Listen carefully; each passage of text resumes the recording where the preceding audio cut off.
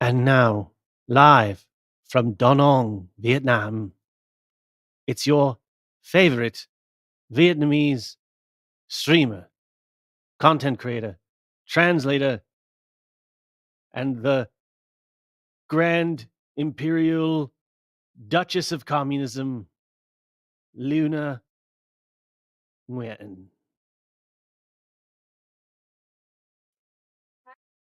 How do you like that intro? You gotta wait for my cue. What? Now you can go. Oh my goodness. I saw myself in the I screen. know, but your audio wasn't on. Your Yes. audio wasn't on. Now it's on. Talk. Man. Hi everybody. Welcome. This is Luna, Vietnamese communist in Vietnam. Welcome to my MOONCAST. And how do you like that intro? Hey, did you tell me yesterday, EJ, that you found the video intro for Luna ơi MOONCAST? No, I found the old intro for Breadcast. Oh, so how do we lose that? I don't know. I'm still looking for it.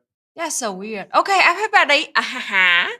That we're gonna talk about, the history of Vietnam again, but in the part where we're not talking about the resistance war against imperialist USA anymore. Today we're gonna talk about our resistance war against the colonialist France. And the year we're gonna talk about is 1954.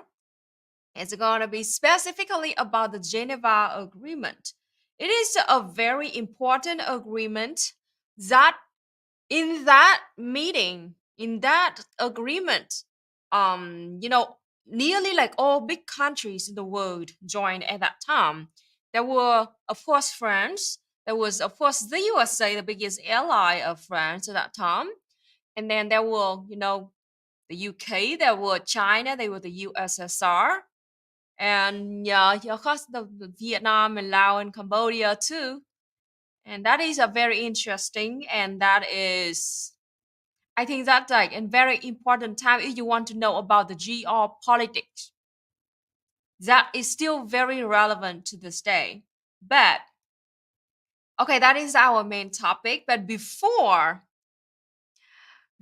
we talk about that time, I want to spend about 5 minutes talking about X. Okay, so you know that every time before the Mooncast, I will have to post the links and the thumbnail and the title on Twitter and social media, right? Whenever I did it on X, it sounds so dumb. I'm sorry, but like, here's the thing: X. Okay, Twitter is fine. It doesn't. It's not really great, but Twitter is fine. At least it's the thing that it has some like very distinct kind of name on it. Twitter, the bluebird nose. But now, X, excuse me, does it sound to you like a kid in the 90s are trying to be cool? Like X, like in the extreme. That time it's so ding dong.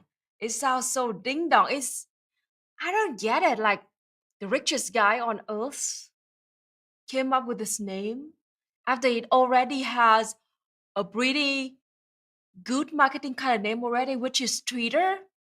And again, the website still remains the same. It's twitter.com, but it's just called X now. And it's so, I, I, s- I feel, I feel like a ding dong whenever I have to post on X and open the Twitter app and see the letter X on it. I know, space X. Absolutely. Like, you want the same kind of recognition, like that brand recognition, but it just doesn't freaking work. Elon Musk even name his kid X? Am I making that up? Yeah, I don't know. Somebody can confirm that. It does sound like a 90s kid trying to be cool. Extreme! Extreme! Oh man, it's just so ding dong.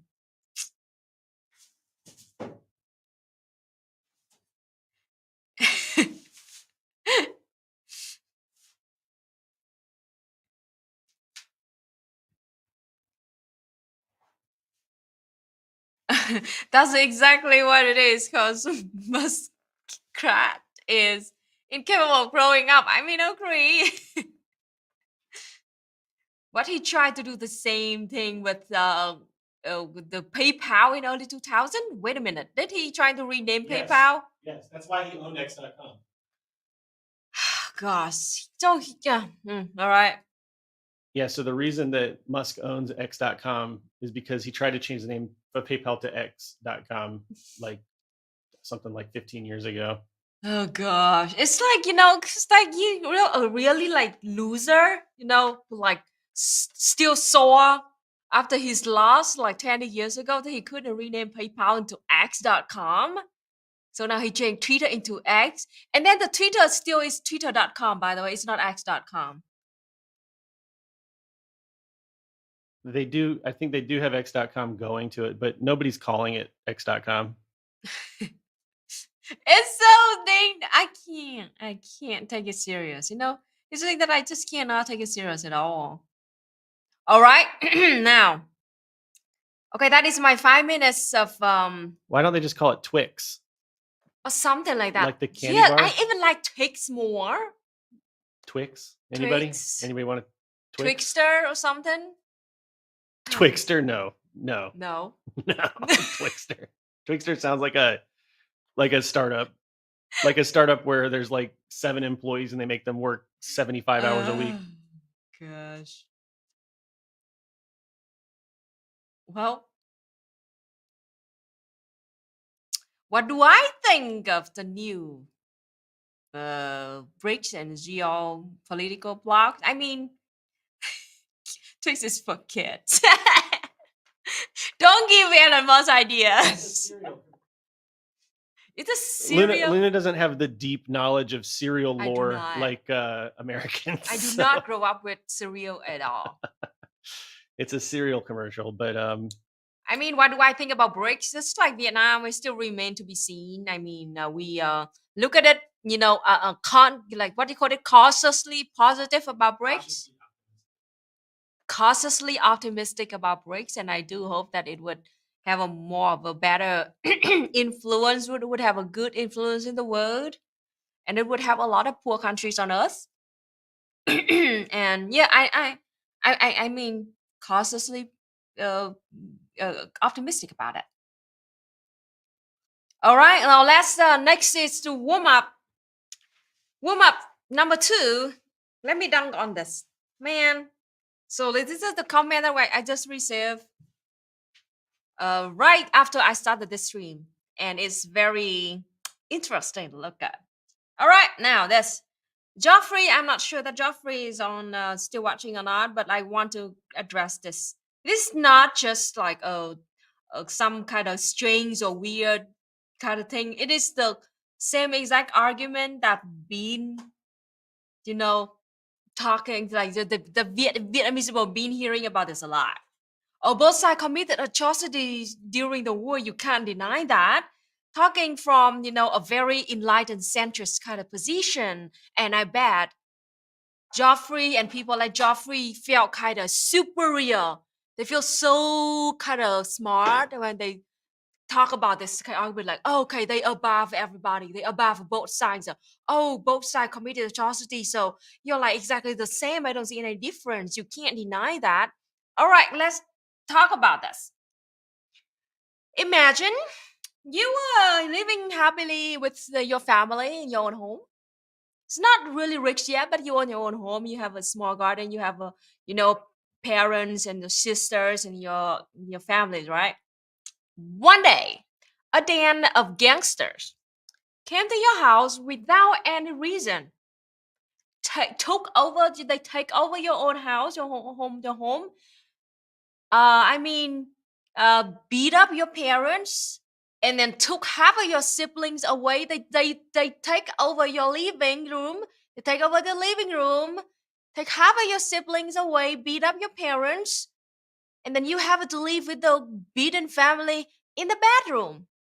And then now they, took over your living room and taken half of the siblings and say like, and then they have a propaganda to brainwash the other half of your siblings, saying like, oh, actually your parents are evil, your siblings are evil, the other half are evil.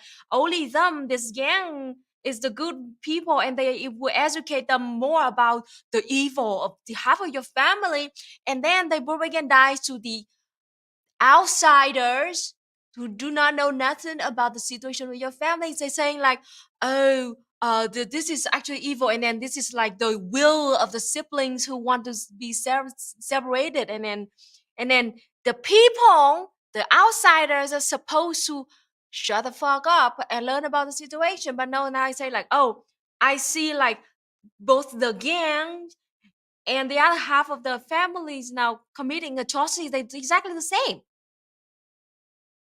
Yes, EJ.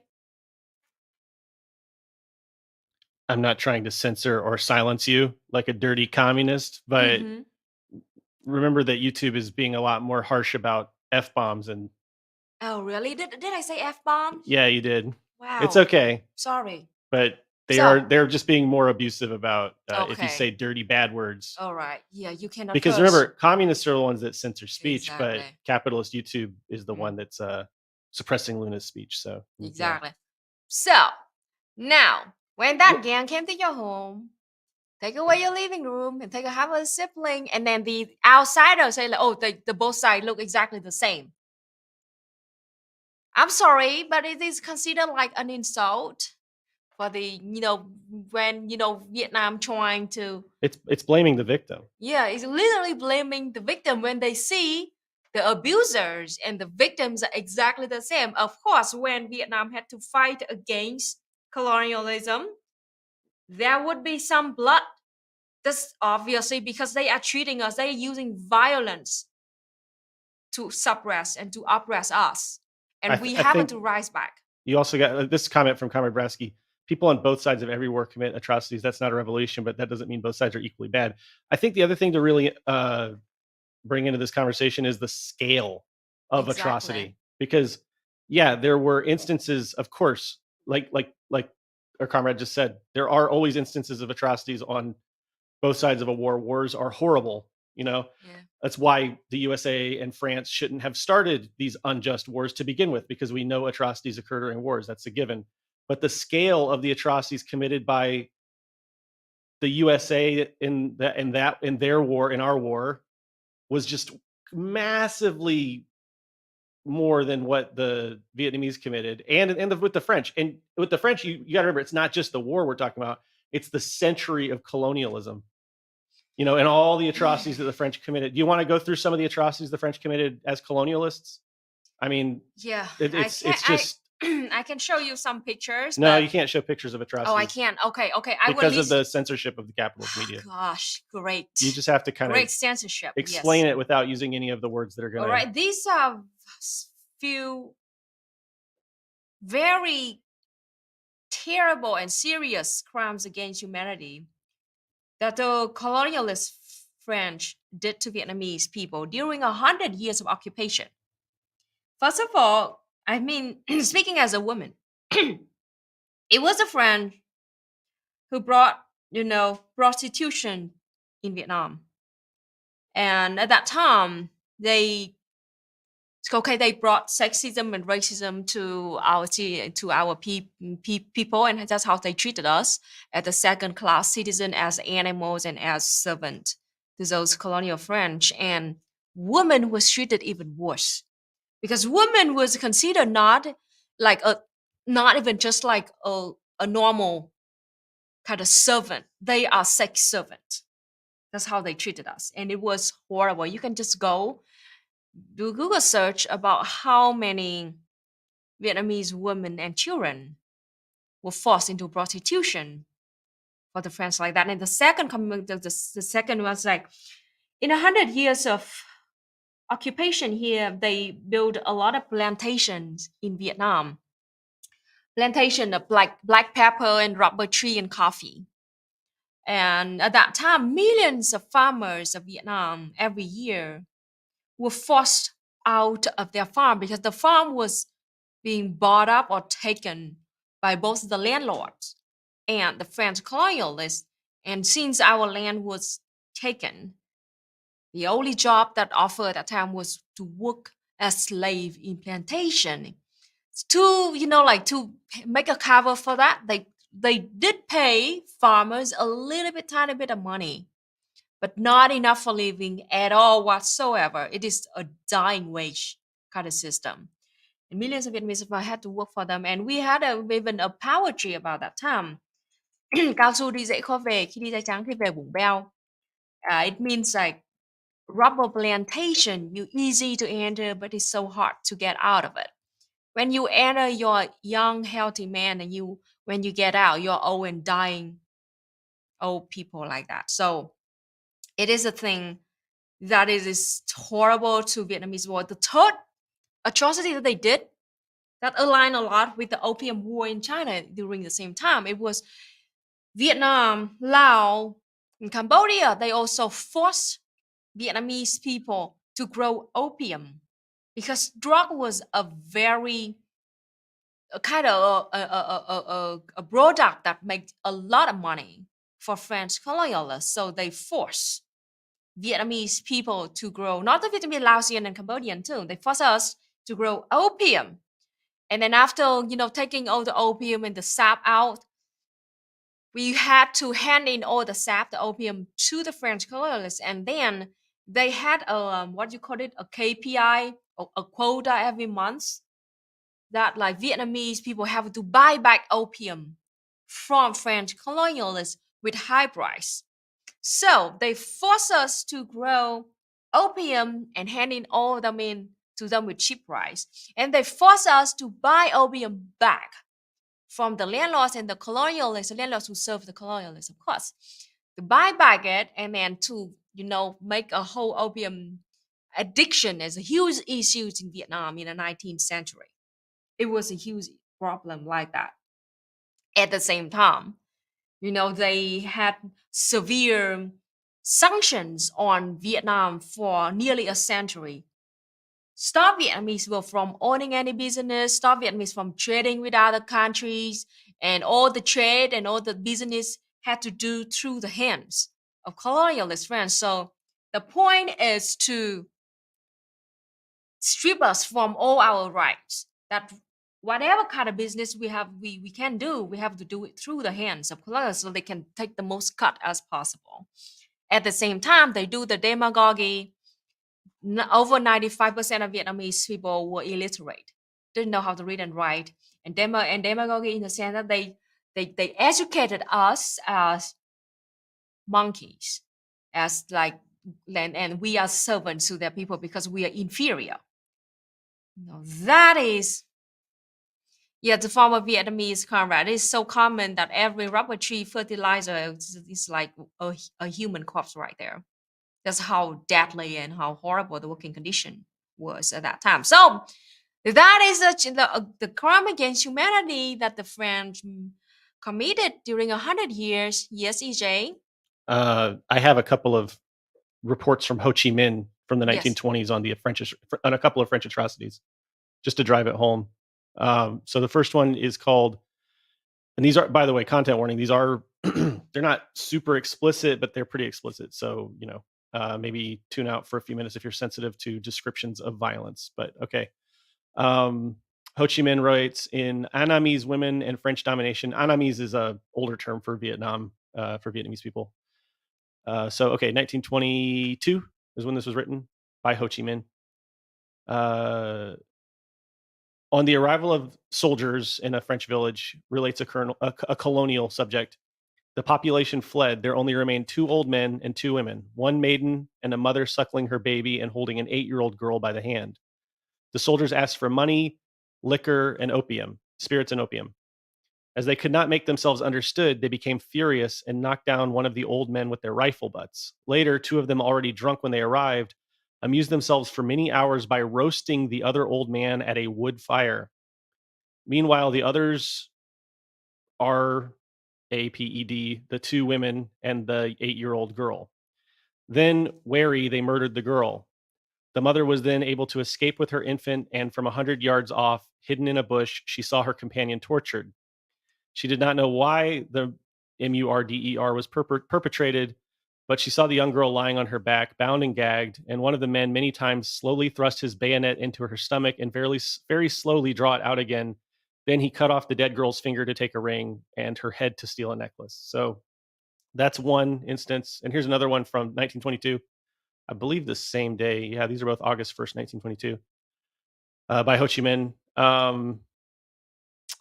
Quite recently, a 50-year-old Annamese employed for 35 years in the Railways Department of Cochin, China, was murdered by a white official. Here are the facts. Le Van Tai had his charge, and in his charge, 4 other Annamese employed in preventing trains from crossing a bridge while it was open to let navigation pass. The order was to close the bridge to navigation 10 minutes before the trains were due to cross the bridge. On April 2nd at 4:30 p.m., one of the Annamese came to close the bridge and lower the signal. Just then, a government launch appeared with a naval dockyard official on board returning from a hunt. The launch whistled. The native employee went to the middle of the bridge and waved a red flag as a sign to the boat that a train was going to pass and that navigation was accordingly suspended. Here's what happened. The launch came alongside a pillar of the bridge. The official jumped out and made furiously for the Annamese employee. Prudently, the latter fled in the direction of Tai's house. The Frenchman pursued him, throwing stones at him. When he heard the noise, Tai came out to meet the representative of civilization, who addressed him thus: "You stupid brute, why don't you raise the bridge?" In reply, Tai, who could not speak French, pointed to the red signal. This simple gesture exasperated M. Long's collaborator, who without more ado fell upon Tai and, after giving him a thorough drubbing, pushed him into a brazier nearby. That's like, fire. Pushed him into a fire. Horribly burnt, the enemy's crossing keeper was carried to a hospital where he died after 6 days of atrocious suffering. The French official was not charged. In Marseille, the official prosperity of Indochina is on display. In Annam, people are dying of starvation. Here, loyalism is praised. There, assassination is perpetrated. What do you say to this, O thousands of times over Majesty Haydn and Excellentissimo Sarral? And this speaks to a lot of what Ho Chi Minh was doing in the 1920s. Was appealing. This is in a French newspaper, by the way. So Ho Chi Minh was living in France at this time, and he at tried this to time, raise the awareness of French people about the atrocities that their own soldiers are doing in Indochina. Indochina is, at that time, they tried to paint Indochina as a beautiful tropical coconut island that the family can just go there, living in the mansion with the servants and have a happy life. And they wouldn't very not uneducated about what's actually happening with native people, and try to raise, to try to make French people to sympathize with the conditions of native people at that time, and that's what's why he got a lot of report like that in the future. And now this is okay. So that amount of atrocities committed, of course, in Vietnamese people rose back. Because we sick of this already. We need to be independent. We need to take control of our own life. And then a bunch of enlightened centrists and outsiders are like both sides the same because they both committed atrocities. Like, I just don't get it. And also the second comment coming from, I guess, a French guy, a French person. So at least we didn't napalm bomb, civilians like in the Vietnam War in 1670s by the USA. I mean, yes, it's true that the French say did not napalm bomb our civilians. That's cool. But then they colonized us for 100 years. So thanks, but no thanks. All right. I mean, you cannot compare the scale of the atrocities committed on Vietnamese people by French for 100 years and by the USA for 20 years. It's just unspeakable. They're not helping their case by not using helping your case at all. By using the avatar and name of Imperial Administrator from Star Wars. Gosh, these people. General Grievous was literally an Imperial Administrator and colonialist. So. Gosh. Oops. As James Connolly said, the worker is the slave of the capitalist society. The female worker is the slave of that slaves. I mean, slave of both. Slave for the colonialists and the capitalist imperialists too. We had a couple other comments about, just to kind of, I guess, tie this top. Well, yeah. Before we get too far away from them, I'll read them real quick. King Stannis said, wow, we got a lot of celebrities from various intellectual properties with us today. King Stannis said, there were, of course, incidents of Vietnamese atrocities during the war, but the ones perpetuated by the USA were largely systemic and were often rewarded with medals and promotion. That's very important. And it's also important to note that, like, I mean, Luna's family were victims of abuses, but that was like recognized as a problem, and they worked to correct those problems. Not like the USA. Even now, they still hasn't officially recognized their act of using Agent Orange and dioxin in Vietnam yet. Yeah, and in the USA, I mean, the whole thing about the body count. I mean, they were literally awarding people for committing war crimes. And then if you look at their worst atrocities committed by the USA, I just know more about the USA. That's why I'm talking about the USA more than France. But in the USA, they were like literally the My Lai massacre, which was one of the worst atrocities of the war.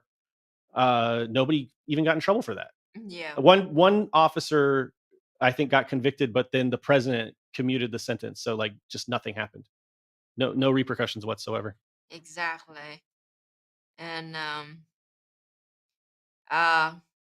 here's the Paulo. I mean, good thing that we won the war, so it is we who determine our path, not you, loser.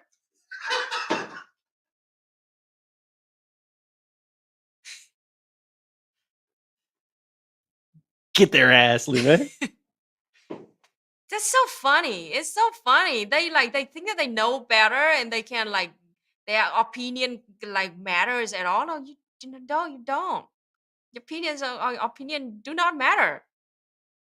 All right, let's talk. Wait. Before welcome, we have a new member Oh yeah. of the Welcome. what do we call that? YouTube membership. Yes, Canisius, welcome. Canisius, welcome. Also, before we really move on, Twitch definitely censors as well. C word. I cannot say there's the C word, which is a salty snack that you would often eat with cheese, which is often used to refer to white people. If you say that word on Twitch, you will get banned. So there's censorship on Twitch too. They're all censorious. They're capitalist as fuck. So sorry, F-bomb. No. Luna. We are going to have to implement the swear jar.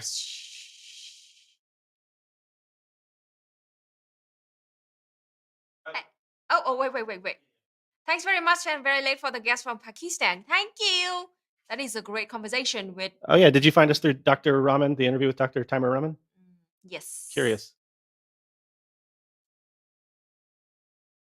Maybe you should tell them about that interview. Yeah, right. I mean, this is weird. Just in case you miss it, you can go back to my channel and watch that interview. It was very awesome.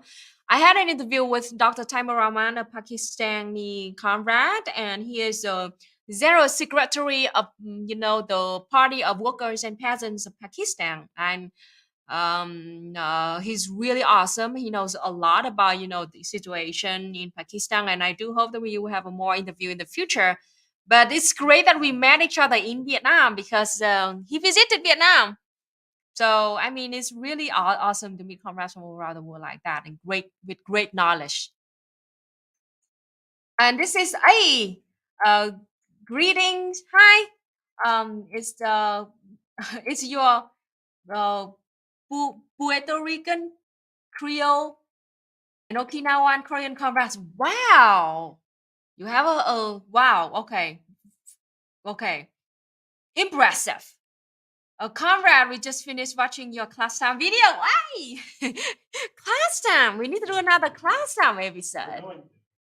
We are going to. Can't wait. Class time is moving to Breadville. What was the fate of Professor Carrot? Professor Carrot is live and well. He's still trying to educate. Glue the horse and Nicky Bear and the whole entire Breadville. He's doing nice and well, and there will be another episode of Class Time very soon. Very soon now. We already have a kind of decent studio. We can work more on that.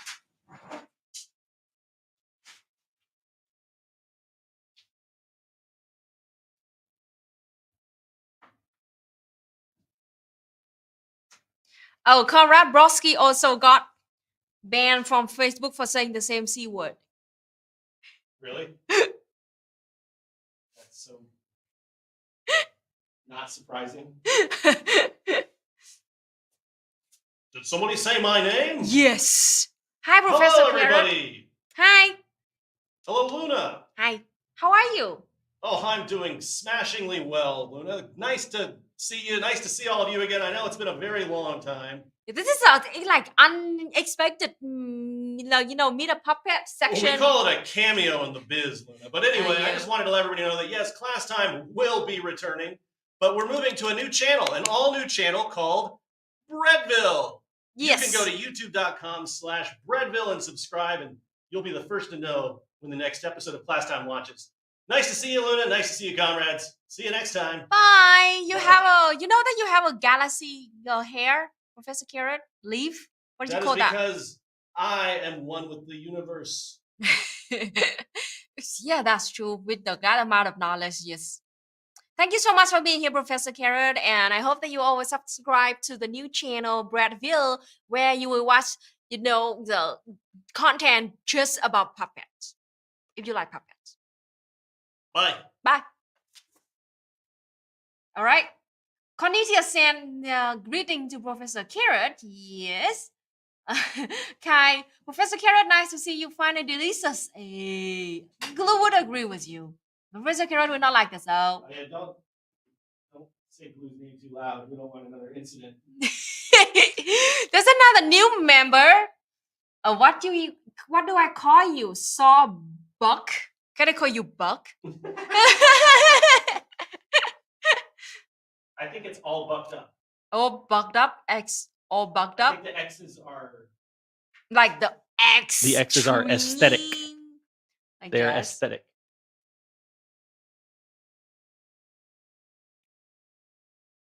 All right. So are you ready to talk about the main topic today yet, which is Vietnam 1954 under the, we were fighting against French, and at the same time, you were saying we had the Geneva Agreement with a lot of big countries in the world, and that their relationship is still very relevant to this day, especially the new Cold War, the new era of Cold War 2.0.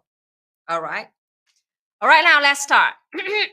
Just so you know, just in case that I give you a very brief background history of why Vietnam had to fight against the French twice. All right, so about 1858, I could be wrong. Around that time, 1858, the French for the first time trying to conquer Vietnam, and they fought against the feudal king at that time. After they won, just a few years after they won, they did not end feudalism in Vietnam, by the way. So they did not bring any civilization to Vietnam at all. They still keep the king and the royal family in power, but they became the puppet of the French. And that's all. So Vietnam, we were living under the terrible feudalist system with the king and the royal family and the noble families. And now, more of that, we have to serve the French colonialists too. It was pretty awful. And at that time, after the French won and turned the Vietnam feudalist system, become the servant to them, they forced Vietnam to pay back the war fees that they did to conquer us. Can you believe that? It's like a very, what do you call it? A very familiar trick that they did to lots of countries, right? They conquer us, they kill our people, they turn over to servant, and they force us to pay back all the fee that they spent to conquer us. And at that time, in the 1860s, the fee was calculated into 300 tons of silver. Now imagine how much it costs today. It was today. It's 300 tons of silver that Vietnam had to gather all together to pay back to our colonialist French. Wow, great civilization. They taught us that they're superior and they brought civilization to Vietnam. All right, and then they conquer us to Haiti. Very much similar story with Haiti. It's just so unspeakable. All right. They caught on. Don't forget, the USA also made Vietnam pay a huge war debt. Yes, that is another story. Yes, the same exact thing, right? After they conquer us successfully, they for 100 years they colonized us, and at that time they colonized Vietnam. It was, can you believe this? This is the truth. 17th and 18th century and early 19th century of Europe, they like the car industry were blooming. The car industry with Michelin, tire company.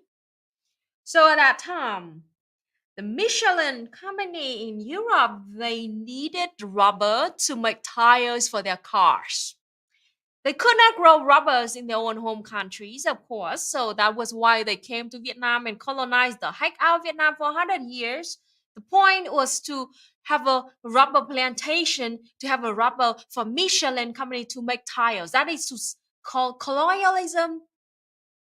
To the root of it still serve capitalism. They colonized a country of tens of millions of people, the whole peninsula with Laos and Cambodia too, just to serve capitalism. Great. All right. Just so shortly after they colonized Vietnam and started some rubber plantations in Vietnam and enslaved a lot of our peasants, they realized that, hey, they synthesized rubber. So actually, they did not need those plantations anymore. How the irony, you see you see it, you see the irony here. Like after like a few decades of having a plantation and set everything up, colonized the heck of a whole peninsula. It's like, hey, there's synthetic rubber. Actually, you don't need to grow rubber anymore, huh? What do you guess in this situation? Would they did they give back Vietnam to Vietnamese people and just left the country? Because since they didn't need us anymore. But the answer is no, obviously. They still cling to this land. And instead of having rubber trees anymore, rubber trees plantation anymore, they brought coffee and they brought black pepper to Vietnam. All right. So since then, Vietnam started having, coffee plantations and black pepper plantations. And the same thing still happening. And they committed a bunch of atrocities as I listed earlier in this stream. After nearly 100 years of being occupied by them, Vietnamese people, we were sick of it. And we wanted to be independent and we wanted to liberate our own people. And at that time, around, the World War I happened in 1918 or something like that. Yes, 14 to 18. World War I happened. The French also joined that kind of sign, and they lost a lot of stuff in that First World War.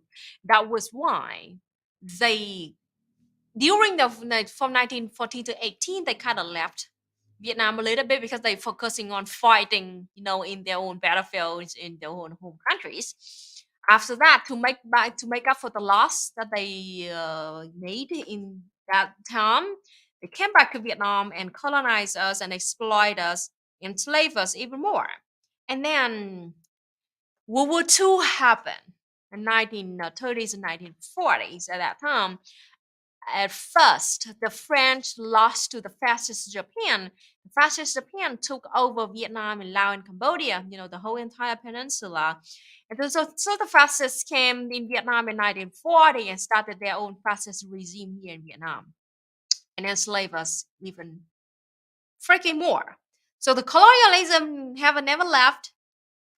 And 1940, fascism was imposed on us because freaking loser French soldiers could not win against the fascist Japanese soldiers. All right. So from 1940 to 1945, Vietnam were exploited by all three: the feudalist king, the royal family, the colonialist French, and the fascist Japanese regime. They took everything that they could. All three of them took everything that they could. And that was why millions of Vietnamese people died of starvation. And the worst thing that happened was from 1944 to 1945, in the matter of 7 months, 10% of our population died of starvation. 10% population. It was over 2 million Vietnamese people died of starvation. At the time, our whole entire population is just 20 million. That was how horrible it was. And over 95% of Vietnamese people didn't know how to read and write. In a matter of that very short time, Vietnam managed to successfully have a revolution, the August Revolution. And we put an end to the existence of the royal family, the feudalist system, and we kick out the French, the fascist Japanese, because they lost the World War II, so they had to withdraw. And they were bombed by the US with the A bomb. So they left Vietnam, and at the same time we were trying to force the French to get the heck out of Vietnam too, and Vietnam became an independent country in 1945. Right after that, the French, of course, they did not want to lose these colonies of Vietnam, Laos, and Cambodia. And again, they lost a lot in the World War II, so they wanted to keep Vietnam, Laos, and Cambodia so they can make up for their loss. All right. That was why it cost another 9 years fighting against the French. They left and then they came back. Right after in 1946, they started to come back. And we fought until 1954. And the last victory was the Dien Bien Phu victory in 7th of May 1954. That was when, for the first time in the modern history of humanity, that an army of a native land can win against a whole entire army of civilized countries, French, a very strong and powerful empire at that time. And that empire was not alone. It was heavily backed by the USA. By the calculation and by, the document, the official document from French government and the US government, about 80% of all the war fees of France were paid by the USA.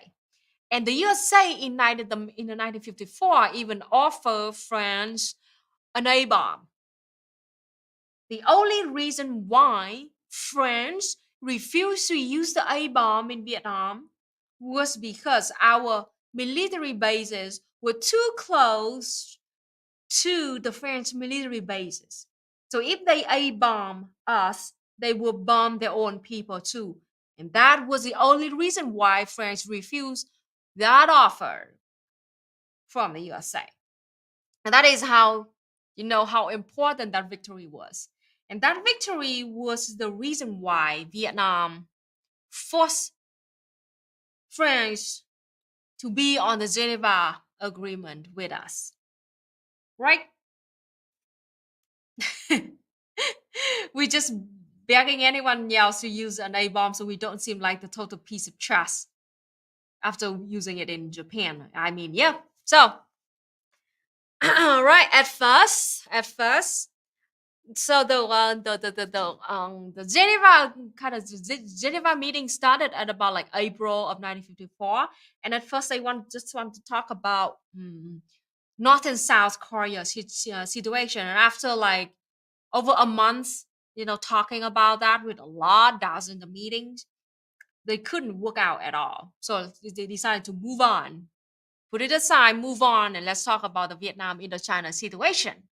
That was why, in the 8th of May, the Geneva meeting started talking about the Indochina situation in Vietnam, Laos, and Cambodia. And in that meeting, there were many sides that joined that. Of course, it was the French, it was the USA, it was USSR, it was China, it was the Vietnam, the communist government of Vietnam, and it's also the puppet governments of Vietnam, Laos, and Cambodia. That all three of them didn't even have a saying. What they did was through the French government, of course. So, all right. So, how can you? Let me find a map. Let's say at first Vietnam was trying to, I can send you a link if you want to read it, but this is a very interesting read, and it has a full report on the Geneva Agreement right here. Let me show you, and I can send you the link if you want. You can translate it into English. Present, share screen. This is a very neutral and a full report about the Geneva Agreement, 1954. Luna. Yeah. I thought this was interesting, and I have a little more context to add. So, Comrade Brusky, remember that the French demanded that the Yes. Vietnamese pay 300 Yes. tons of silver. So Comrade Brusky points out that 300 tons of silver in American dollars is $182.75 million today. They demanded that while the working class starved. I also just looked up the price of silver over time adjusted for inflation. Mhm. There's two interesting points. First of all, Yes. today it's about 2.5 times the price of what it was in 1954. It was $9.60 in 1954, and now it's $25 basically for Mhm. you know an Mhm. ounce of silver. Also in 1980, right? Think about Vietnam in like 1979, 1980. The price of silver had jumped up to $120, which Wow. is like, what is that? That's like more than 10 times the price, Mhm. right? Mhm. Think about Vietnam in 1979, 1980 and how Mm. desperately poor you were. If you were able to keep that silver, Mm. you would have had, 10 times the value of what it was when the French took it from you, Yeah. in that moment when you were really desperate. So I don't know. Yep. Thought that's just Interesting. Thank you, comrades, yeah. for finding that out. It's very But yeah, interesting. even today it's worth about $500 million Yep. adjusted for inflation. That's a lot of money right there. And it's just it's disgusting the more you learn about them. I mean, in this back to the main topic today, Geneva Agreement. So, long story short, there's a link. Long story short, at first the French at first they were very tough about the Vietnam situation, and they didn't want to get rid of China at all. But after the Dien Bien Phu victory, they were forced to like maintain, bring back peace in all three countries, Vietnam, Laos, and Cambodia. And yeah, I mean, I suggest you to read this because this is a very full report about all sides of in this meeting and what all each side wants and how they react after the Geneva Agreement and how they, like how they actually value the Geneva Agreement or not, despite what they said publicly, right? So the important part is here. In this Geneva Agreement, at first, they wanted Vietnam to be separated in the third. No. All right. So at first, Vietnam wanted to separate in the parallel 13, which is further south. Vĩ tuyến 13. Let me Google this. The parallel 13. Quy Nhơn. Okay, let me show you a map of Vietnam so you can see it better.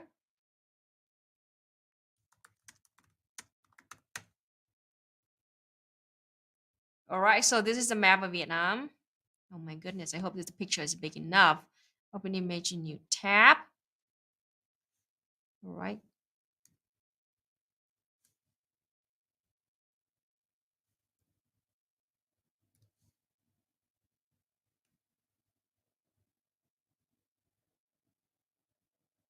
Oh my goodness. I don't like working with all right, let me see this. Remove. Present this map. My goodness. Yes.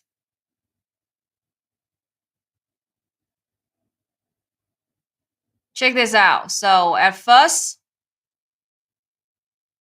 they cannot make it. Oh my goodness. EJ, can you help me with this? I don't know what you're doing. Can you find a Vietnam map and put it on screen that is not as ding dong as this screen I have right now? Yes. Thank you. My goodness. So Just a long. map of Vietnam? This is a map of Vietnam. I can show you like the season why we decided to choose the 17 parallel. Hold on. I got it. In fact, I'm going to put it in your StreamYard so you'll always have a map of Vietnam anytime you want. Mm-hmm. Quy Nhơn.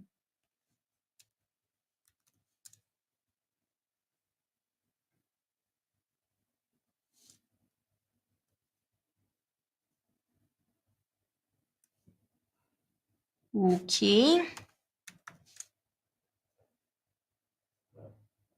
Found it.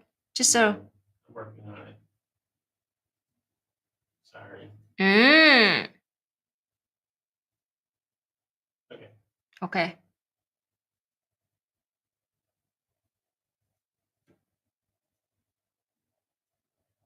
There you go. Do you want me to zoom in on any particular place? Yeah, just zoom on Quy Nhơn right after. It's in the south after the Da Nang. So that is the first you know Oh, there. Quy Nhơn, right there. That is when we wanted. Originally, the Communist government of Vietnam wanted the temporarily line would be choose the 13 parallel, and the shitty part is that the USA did not agree to this because they had a bigger plan for Vietnam after the France lost. That was why they forced the meeting. They forced China and the USSR and France too to agree to not take the 13 parallel, take all the way up to 17 parallel way up north, right there, right above Da Nang. So it cost Vietnam a lot of land. The Communist government of Vietnam a lot of land because of that, and that is when you can see the scheme of the USA right in 1954 in this very Geneva Agreement that they started having some bigger plan for Vietnam, Laos, and Cambodia, and this in the same meeting of one of the meetings of the Geneva Agreement, the US government also forced the King of Vietnam to agree with the new puppet regime run by Ngô Đình Diệm, that the Vietnam handpicked him as a dictator of something called South Vietnam. And the FF part is this. The FF part is that, that's a 13 parallel. Yeah, now do the 17 parallel to see. Just yeah, good job. Okay. Quy Nhơn is the 14th, right? Yeah, Quy Nhơn is those 13. 13th, okay. Where do they want to have the 17th parallel? The 17th parallel is in Quảng Nam, right? Quảng Ngãi, right? Quảng Ngãi. And of course, this was all just a temporary division anyway, right? Sông Bến Hải is the Bến Hải River in Quảng Trị. I'm sorry, it's in Quảng Trị place. Quảng Trị. Okay. All the way up. All the way up. Yeah.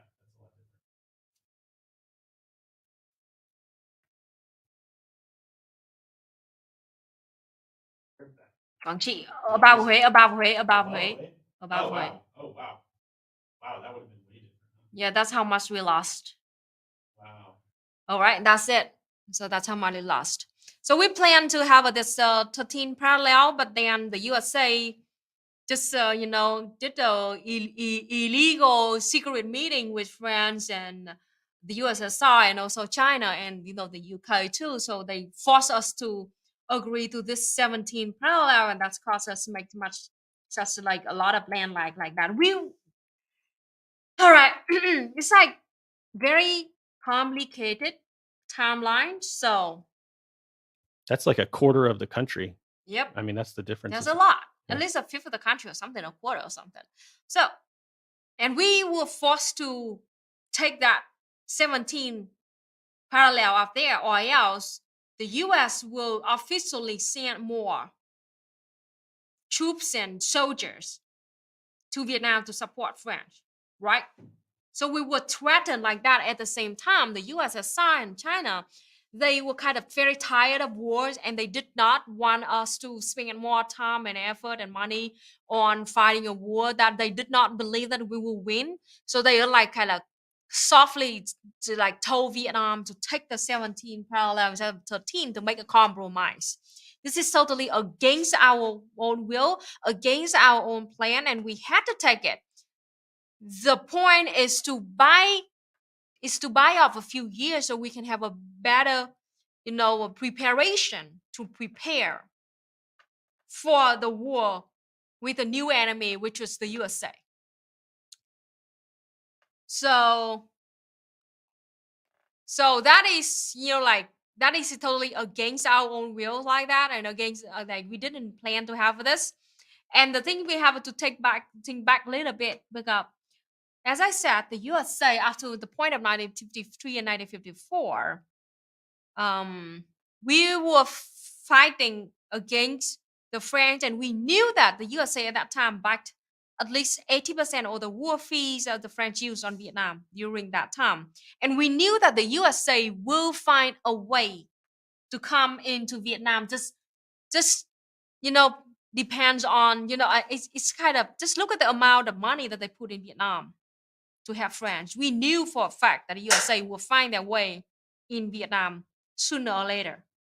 And then another fact is that in 1950 to 1952, the USA was looking for a puppet dictator to take over Vietnam in case France lost. And they were right in case of France lost, right? And at that time, they had kind of a few candidates, but Ngô Đình Diệm officially won because Ngô Đình Diệm went to the USA in 1950, and during the matter of 2 years, at first, they did not pay attention to him at all, Ngô Đình Diệm. But then, through his connection with the Catholic Church, with the help of the Bishop Spellman, he had a chance to talk with a bunch of high-ranking members in the government of the USA, and that was why he was taken,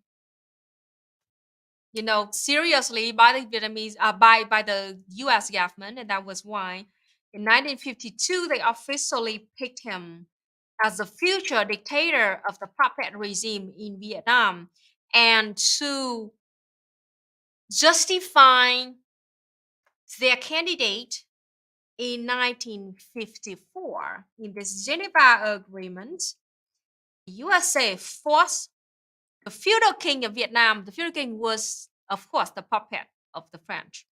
They forced the king of Vietnam to sign an agreement to officially give all the power to this Ngô Đình Diệm puppet regime, and the king, of course, did it. He was a freaking loser, and that was how Ngô Đình Diệm had his title as the president of the South of Vietnam. And the plan of the U.S. to Vietnam is they would turn Vietnam to be exact as Korea situation with North and South Korea. Yes, EJ? Major bulletin and super chat combined in one. Guess who's getting married next month in Vietnam and honeymooning in Hoi An? Oh my goodness! Antonio Oliver. Congratulations! Congratulations! Congratulations! All right. Next month, September. Yes. So you'll have to let us know so we can come get you a wedding dinner or something. Let us know when you are in Hoi An or in Da Nang. I mean, you would love to give you some wedding gifts. Congratulations! I'm very happy for you too. Oh, and thank you for the super chat. You didn't have to do that. That's you're the one that we should be super chatting exactly today, right? Oh, this is a donation from 27 minutes ago. Oh, you on Stream Elements? The Stream Element. Okay, hold on, John. Just 1 second. We'll get to you. 1 second, John. I'm sorry, Stream Element. Maybe try and get in Cockney with the bad words instead of call us cheese hackers or something. Yeah, we need to teach Luna Cockney rhyming slang. Yeah, I agree. That would be amazing. Agree. Cheese hackers. I love this word. Cheese and crackers? Cheese hackers. Huh. I hadn't heard that one. I've heard of cheese and crackers. Thank you for the donation. Who do we know who that was from? It is from Anonymous. Oh, Anonymous is so generous. Thank you, Anonymous. Thank you. John T, thank you. John T says, question for EJ. Okay, I'll take this one. What did you think of the revisionist claiming trade unions created? Okay. The claim that trade unions created fascism. So this is this is a common reactionary technique of taking something where there's a kernel of truth and then blowing it wildly out of proportion to serve your agenda. And just a, fun little fact, little tidbit tip, when you're making reactionary propaganda, it always makes it more effective to mix in some truth with it. So the truth is that there was a French philosopher named Georges Sorel, who was big in the syndicalist school. And Sorel's philosophy was kind of used as a foundation by a lot of fascists, including Mussolini. And I can't remember his name off the top of my head, but Mussolini had a kind of a ideological ghostwriter who came up with a lot of the philosophical tenets of fascism. Now, fascism is a it's very important to point this out. Fascism is uh what's the freaking word? Incoherent. It's Mm. incoherent. It doesn't actually have like a stable foundation. It shifts and it's opportunistic and etc. So like I really encourage people not to get too into the weeds of like analyzing fascist ideology and theory and thinking that you're going to find like a solid bedrock ground there anywhere, because it's all just bullshit. But regardless, Sorel did have these ideas about they were like Sorel believed that there was like a crisis of Marxism because he thought that, according to Marx, we should have had a communist revolution by the time he was writing, which was in the early 1900s. And he said, like, okay, well, Marx must have gotten some things wrong, and he used that as a foundation to build this whole idea about mythology being the most important thing of history, like the guiding force of history. And he thought that the general strike would be the mythological foundation for workers taking power and all this kind of stuff. Anyway, it was like very utopian and idealist and weird and wacky. And I'm not a deep expert on this at this point, but it was mostly in the French and Italian schools of syndicalism that these ideas had a lot of traction. And Mussolini started out as a syndicalist and then co-opted these ideas to kind of fashion into fascism. And the syndicalists were unionists.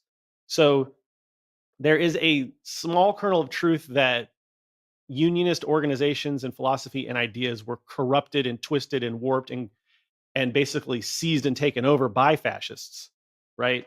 But that's not the same. That's like not at all the same thing as saying that trade unionists became like are the origins of fascism. That's kind of like, it would be kind of like saying, maybe this is not a good example, I don't know, but it's since we're talking about Vietnam today and everything, it's kind of like saying, well, South Vietnam was fascist, right? The ARVN and NOZM and everybody, they were fascist. Therefore, ipso facto, Vietnamese people are fascist. It's like, no, because the NOZM regime and the ARVN and all of these fascistic elements are not reflexive or essentially representative of Vietnamese society, right? I mean, their corruptions and their distortions and their uh, opportunistic measures to take over Vietnam, right? And I think the same thing applies to. I mean, fascists have always tried to take leftist ideas because leftist ideas are popular or have been popular historically, and Got a lot of support from millions of people. That was why they want to take that momentum. yeah, right, exactly. And they still do it today. I mean, Yeah. there still are fascists right now calling themselves communists and leftists and everything right now. Nothing has changed in that regard. So really that just means that we as communists need to educate ourselves about how fascists opportunistically co-opt our ideas and our movements to build up resistance to those activities. Because they're always like, fascism exists for basically two reasons. One is to serve capitalism, and two is to disrupt and eliminate working class organizations. And a really efficient way to do that is to try to take over, infiltrate, co-opt, and corrupt our movements. So that's what I would say. They take a very small kernel of truth, and then they try to. It goes. And last thing I'll say, it goes to the essence and phenomena section of the Dialectical Materialism curriculum book that Luna translated. Yeah. The fascists are not essentially trade unionist in any way. They abolished the trade unions. It's one of the first things that Mussolini and Hitler did when they took power. In 1933, as soon as Hitler became chancellor, one of the very first things he did was have the Sturmabteilung go in and abolish the trade unions. And then they built this massive German labor front, which was really just a way for the state to control the workers. They put trade union leaders in concentration camps. It's one of the first things they did in 1933. One of the first concentration camps, they put anarchists, communists, trade unionists, anybody that was an organized working class person into concentration camps. In 1933, the SA did that. So, there you go. That's my opinion on that. Yeah, thank you so much. And thank you so much, Ma'am Moss, for also your super chat. Yes, I do heard of that work. I do heard of that. Very interesting. And also, EJ just had a video from the lecture of Michael Parenti about fascism. Is really awesome documentary. If you Oh yeah, I'll put a link want to that in the yeah, chat. please, it's really good. You have to go watch it. Well, if don't you call it haven't. my documentary because you helped make it, Luna. Oh yeah, I mean, I have like it. I mean, Luna did the first yes, cut. Luna did the first draft cut of Yes, this. which was a very difficult kind of task because like I had to listen to original audio of Parenti, if you're not and familiar, Parenti has like notorious problems with worst audio luck. engineers. He had the worst luck of audio quality whatsoever. We had to listen to all of that, cut out all the bad parts like the pause, and then turn them into a like high quality kind of parenting or lesson like that. And EJ did a lot to, like enhance audio quality and editing a lot too. Oh, I did the graphics too. I was the one who did the audio, the raw cutting, and then I throw in the videos and the graphics that I could find. And yeah, it was a lot of Yellow Parenti. No, I mean, one of the things that I'm proud about with that documentary is that I feel like it is sort of like Parenti. I don't know. Maybe this is maybe I'm overstepping here, but I feel like we've contributed to Parenti having revenge against the bad audio because we did a lot of work to try to clean up the audio. If you go back and listen to the original and listen to our version, I feel like we did a really good job cleaning up that audio a lot. I feel like that. And I think that's like a step towards getting Parenti like the comeuppance that he deserves. Talking about fascism, do you know that Vietnam used to have a fascist party too? Can you believe it? So in the matter of like late 30s and early 40s, when fascism and the Axis kind of power structure getting powerful, more and more powerful, there were about like 2,000, a few people, the fascists in Vietnam. They started their own, they called it National Socialist Party of Vietnam. And they, in the peak of them, they had about 2,000 members. And the path that they wanted to, like Vietnam, to be exactly the same as fascist Japan. Luckily, they never had any actual saying or attention. Peak of top of them is 2,000 members, and after we had the revolution, fascists lost, and blah blah blah. They just disappear, vanish into thin air. But in the moment of a few years, we did have a Nazi party in Vietnam. My goodness, how wrong a path that they took. Jeez Louise.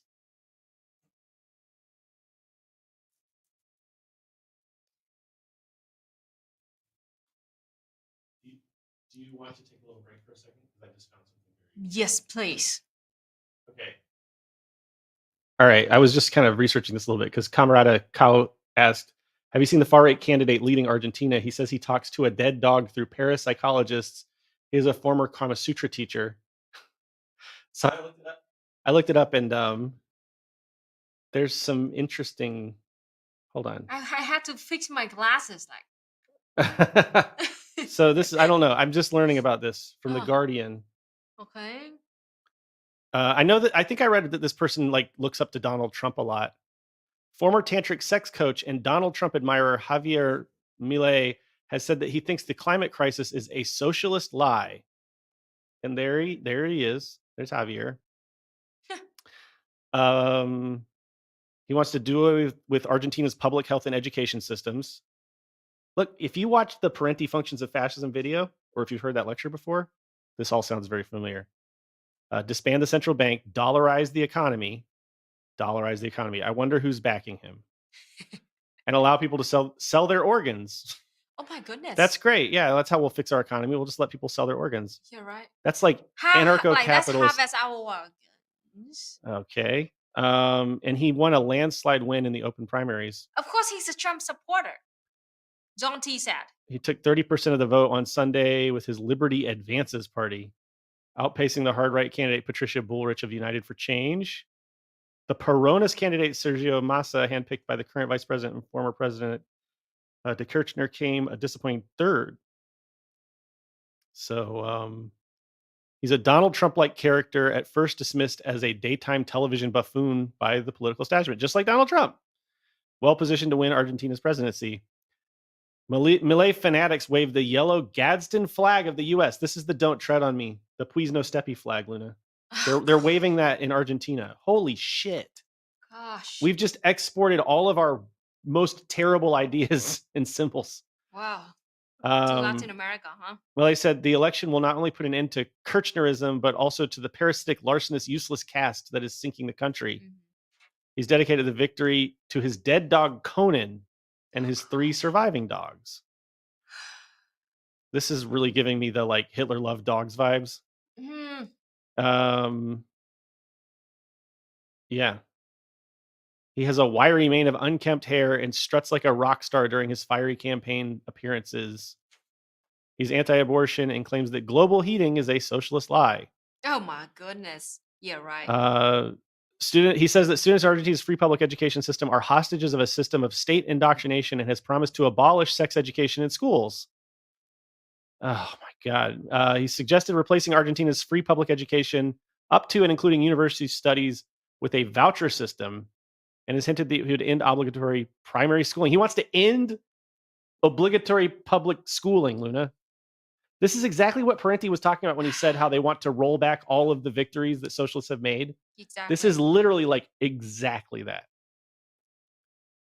He wants to cut out the cultural ministry, the environmental ministry, the Ministry of Women and Gender Diversity, Public Works, Science, Labor and Social Security, and the Ministry of Education. I mean, he sounds exactly like all the fundamentalists that the U.S. claimed to fight against for decades. You know? Oh my gosh. Bolsonaro loves him. We have a lot of things in common, said Brazil's former president Bolsonaro in a video message. Bolsonaro. Like, why am I not surprised at all? We both defend family, private property, a free market. We want to make our countries great in accordance with the size of our territory and population. So, you know, the whole Make America Great Again thing comes from Reagan. Reagan being featured in the Parenti video as well. Oh man, I just learned a lot about Reagan too, by the way, that like basically Reagan's wife had a astrologist who he consulted with. What is astrologist? Astrologists are like people who read the stars. Oh, okay. So Nancy Reagan gosh. had an astrologist and she listened to him and Reagan listened to her. So like sounds like a bunch of feudalist kings in the ancient time that listen to their feng shui masters. That's not all though. There's also this like pyramid scheme called Amway. And basically one of Reagan's big advisors. Amway, I know Amway. Yeah. It's in Vietnam too. One of Reagan's big advisors was like one of the Amway scam kingpins. And apparently the Amway scam people were like deep in the GOP and still are to this day. They were like really in there with Reagan, Bush 1 and Bush 2, and the Trump family was like involved with Amway. It's so wild. Đúng rồi, đây là đọc sao xem sao tính số tử vi tướng số ấy của anh Tây ấy. Ví dụ như là bài Tây xong rồi là đọc tử vi tướng số ấy. It's wild. Couldn't believe it. Like what? I went back to feudalism again. It's wild. It's like oh gosh. So it's like the whole pedigree of this politics, right? It goes all the way back to pyramid schemes, astrology, all kinds of woo-woo. It's just like it's just like it's all this like these and that's why we have all these like right-wing and pseudo like crypto fascist cults. Well, I mean, that's not the only reason why the crypto fascist cults go back to like the 60s at least. But I mean, it's just it's incredible. And they're also linked in with the televangelists, by the way. Like the Bakers and the 700 Club and all that. It's all mixed together. It's like this big quagmire. I need to detangle it and like start working towards making a video or something about this because it's just incredible how incestuous all of this is. And I mean, you see it now in this Argentina campaign. Abortion is crime in Brazil. Yeah, I mean, yeah. Abortion has never been criminalized in Vietnam. That's a no, and it's never ever been criminalized. And in 1980, I believe 1986 or 89, one of the two. We just like officially tell abortion is legal. End of story. That's it. Red Leader Antilles just came in, I guess, just to do battle with General Grievous, who was here earlier. Red Leader Antilles says, "Wait, but he is a sex educator." I know. I know. He wants the monopoly. He wants to have a free market competition when it comes to sex education. Right. Oh He wants the Goodness. market to decide. Jesus Christ. Draco says, please search for Capitan Anarcho-Capitalismo Melee. in Google Images. Okay, I'll look that up All right. now. Yeah. Thank you for the super chat. Thank I you will for the look that super up. chat. You can keep going, Luna. Yeah, I'm keep sorry. going. I Back to the main segued point. us out. I just wanted to take a little break. It's good. It's good. I need a little break anyway. So it's good. Now back to the main point, debunking the myth of North and South of Vietnam. It was because of this Geneva Agreement. So back to like the USA been preparing for this since like at least 1952, 1953 by choosing a puppet dictator for wait, government. I'm sorry. Before you go too far back into the serious world, I have to show you this. You have to see this. Kai said it's a trap. it's a glorious, horrible trap. Hold on. Wait, you have to wait. Luna, this is real. Okay. This is him. This is it. There's lots of pictures of this. I don't see it yet. I'm showing you. Okay. He's got a superhero costume. He's got an anarcho-capitalist superhero costume. People. This is him. That's He's gonna be the next president. Ant captain. The next president of Argentina. Can I call him Ant Captain? Capitan Anarcho-Capitalismo. Captain. Ant Captain. I call him Ant Captain. Jesus, God in heaven, help me. This is horrible. Thank you, Draco, for turning us on to this. This is the worst thing I've seen in my life. I hate you. And I appreciate you sharing this with us. I love you and I hate you. I like Red Leader until he's no. That is just sad. Oh my God. I'm Florida so actually wait. This is actually sobering. That might be my next president, Draco says. Oh gosh. That's please fight against it. I don't know how to let us know if we can help. I don't know how you're gonna do it, what you're gonna do to do it, but please just no. This is a good summary of the situation. The Western world is in deep decline. Gosh. Oh gosh. I'm just the fear is that it will decline into fascism. I mean, that's what seems to be happening so far. But anyway, all right, Luna, you can get back on track now. All right. I just had to share the curse with you. Gosh, I'm so happy that I'm in Vietnam right now. At least a normal country is Louise. Right? Oh gosh. Okay. And Captain, please erase that image from your memories. Back to the main serious topic today, which is debunking the myths of North and South of Vietnam. Again, the USA officialized the power of the dictatorship of the South of Vietnam, but they had prepared for this since 1952 by choosing, Ngô Đình Diệm and Luna, your mic just got quieter. That's weird because I was. Did you touch anything? I did not touch anything, but I moved my hand a little bit. Is that better now? 1, 2, 3. I fixed it. Check. 1, 2, 3. I fixed it. It was my problem. I fucked it up. Oh, swear jar. You F up. You F up. All right. So, okay. Oh my goodness. I wish I can start this. Okay. All right. The U.S.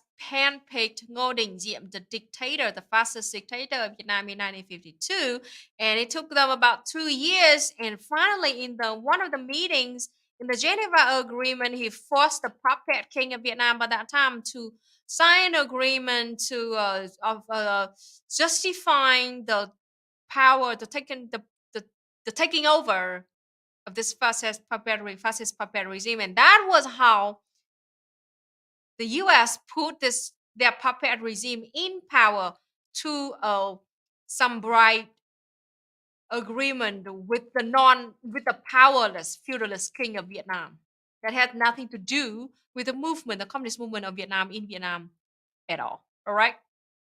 So, after the Ngô Đình Diệm with Bishop Spellman, and that is the guy who brought Ngô Đình Diệm into the attention of the USA and get him chosen by the USA.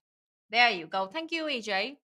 Great editor. All right. So next is okay. After they got some title for the Ngô Đình Diệm and his government, now they need to have some territory for their puppet regime, right? That was why they push They pushed the Geneva Agreement into agreeing with their scheme is that to choose parallel 17th as a temporary line for the two sides of Vietnam. And the thing that they took, the excuse that they took was that this parallel 17 doesn't have any political meaning, or it doesn't mean any geopolitical borderlines at all whatsoever.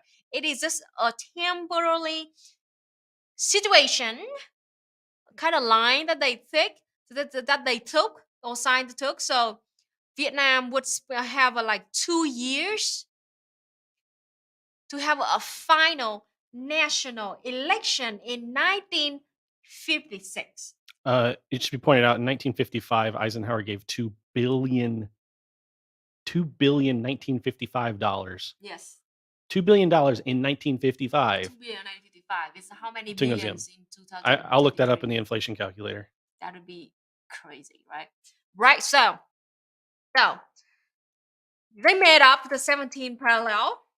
They forced us to agree, and they said that it has no meaning politically or territorially whatsoever.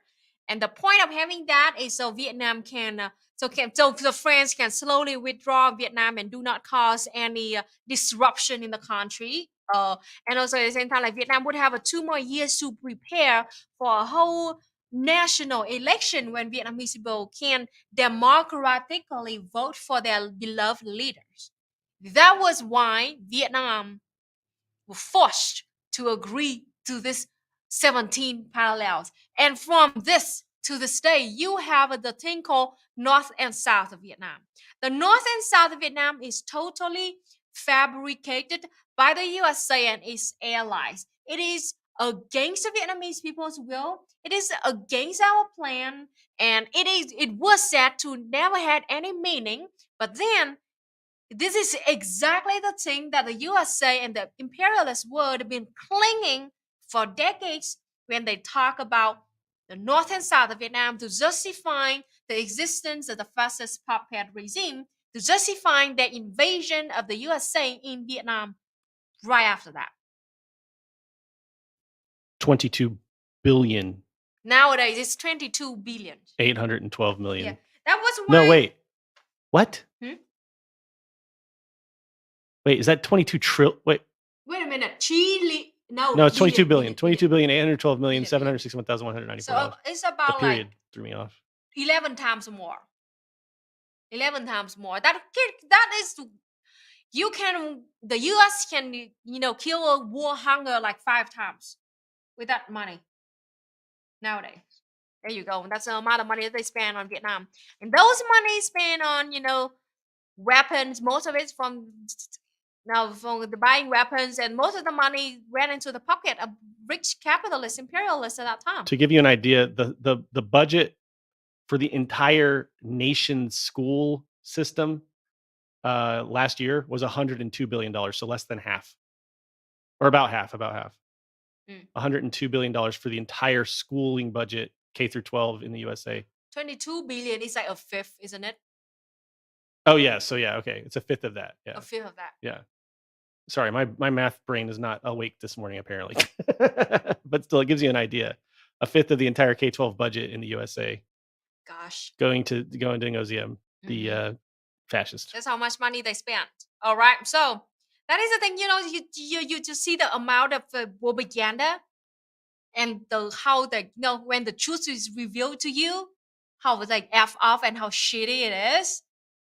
As I will say it again, at first they said that the 17 parallel to North and South of Vietnam, quote unquote, didn't mean anything. It didn't mean any territory or political. And the whole point of Vietnam to agree to this is like, so we can have 2 more years to prepare for a national election, so Vietnam can democratically vote for our leaders. And then that was why we were forced to agree to that. So the whole North and South was fabricated. It was a lie. And that was not what we, agreed to at all. And it was forced upon us. So from 1954, the Golden Diem, when his fascist puppet regime officially became power against people's will. Nobody voted for him. No, there was no election whatsoever to vote for him, right? He's just like the dictator, absolutely dictator. And another irony, another more important fact that you need to know is that, remember I told you the point is to have a national election in 1956. But you know what?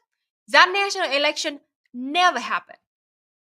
Either can you look for the White House document talking about how at least 80% Vietnamese would vote for Ho Chi Minh? Yes. Yeah, okay. All right. So that promise in the Geneva Agreement was never fulfilled. That national election of Vietnam in 1956 never happened. What happened was in 1955, a year after the dictator Ngô Đình Diệm took power, and a year before the supposed national election would happen, in the south of Vietnam only, there will happen what do you call it? Plebiscite? What did you call it? That word? Plebiscite. There was a plebiscite. So what they did was in 1955, in the south of Vietnam only, they did a plebiscite, and they made up a whole entire narrative that about they made up some propaganda and some stage pictures about how 99% of South Vietnamese people voted for Ngô Đình Diệm, and that was it. That was it. There was never a national election. There was a national actual election, not even in the south of Vietnam. They just did a plebiscite, and it was totally fabricated, faked. There's no evidence whatsoever that they did actually go and talk to millions of Southern Vietnamese to vote for the president or not. They just made up some stage pictures, some propaganda pictures, some people on the street, and then they announced a number of over 99% of Vietnamese people in the South voted for Ngô Đình Diệm. And that was why they justified the continued existence of the fascist puppet regime of Vietnam all the way until 1975. That was it. And the reason why the U.S. didn't dare to have a national election was because, according to this document from the government of the USA. It's from the State Department itself, read and it's it, EJ. quoting. Okay, so this is a State Department document. It's from the State Department's website, so you can't question this source at all.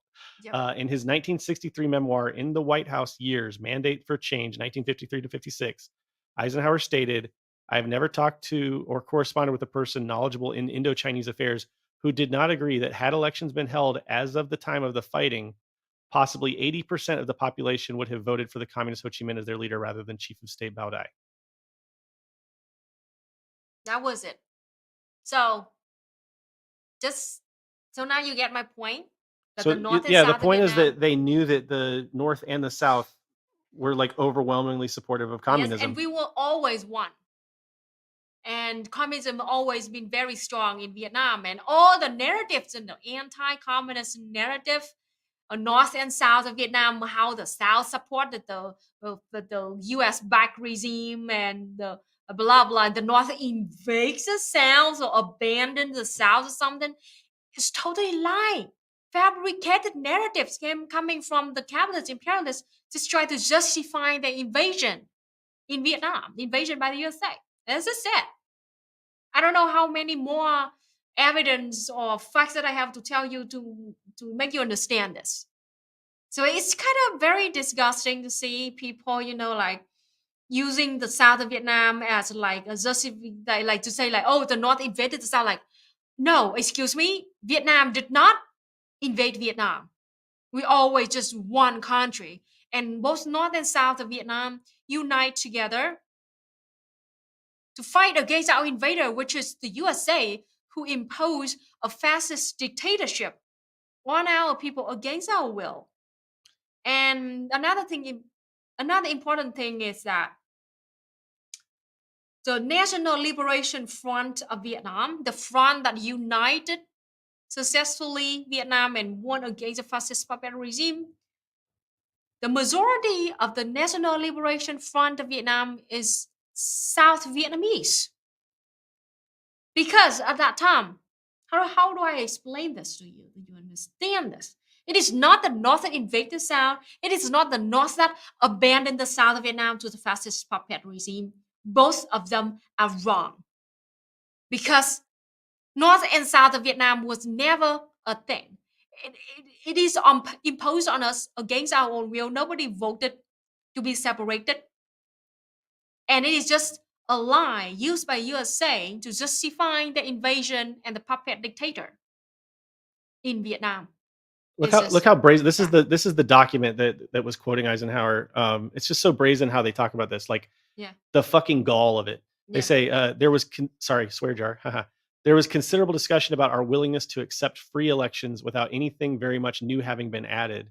And with Senator Fulbright, remember the Fulbright quote program? Yes, the Fulbright. Quoting General Eisenhower's book to the effect that if there had been free elections in 1956, about 80% of the South Vietnamese would have voted for Ho Chi Minh. So basically what they're saying is like, we didn't really add anything. We didn't like have enough time to go in and like build up our propaganda machine and puppet government and everything like that. So it's not fair to have the elections yet. We need more time. Is basically what they're saying. People was not brainwashed. They haven't brainwashed enough people yet to have free and fair elections.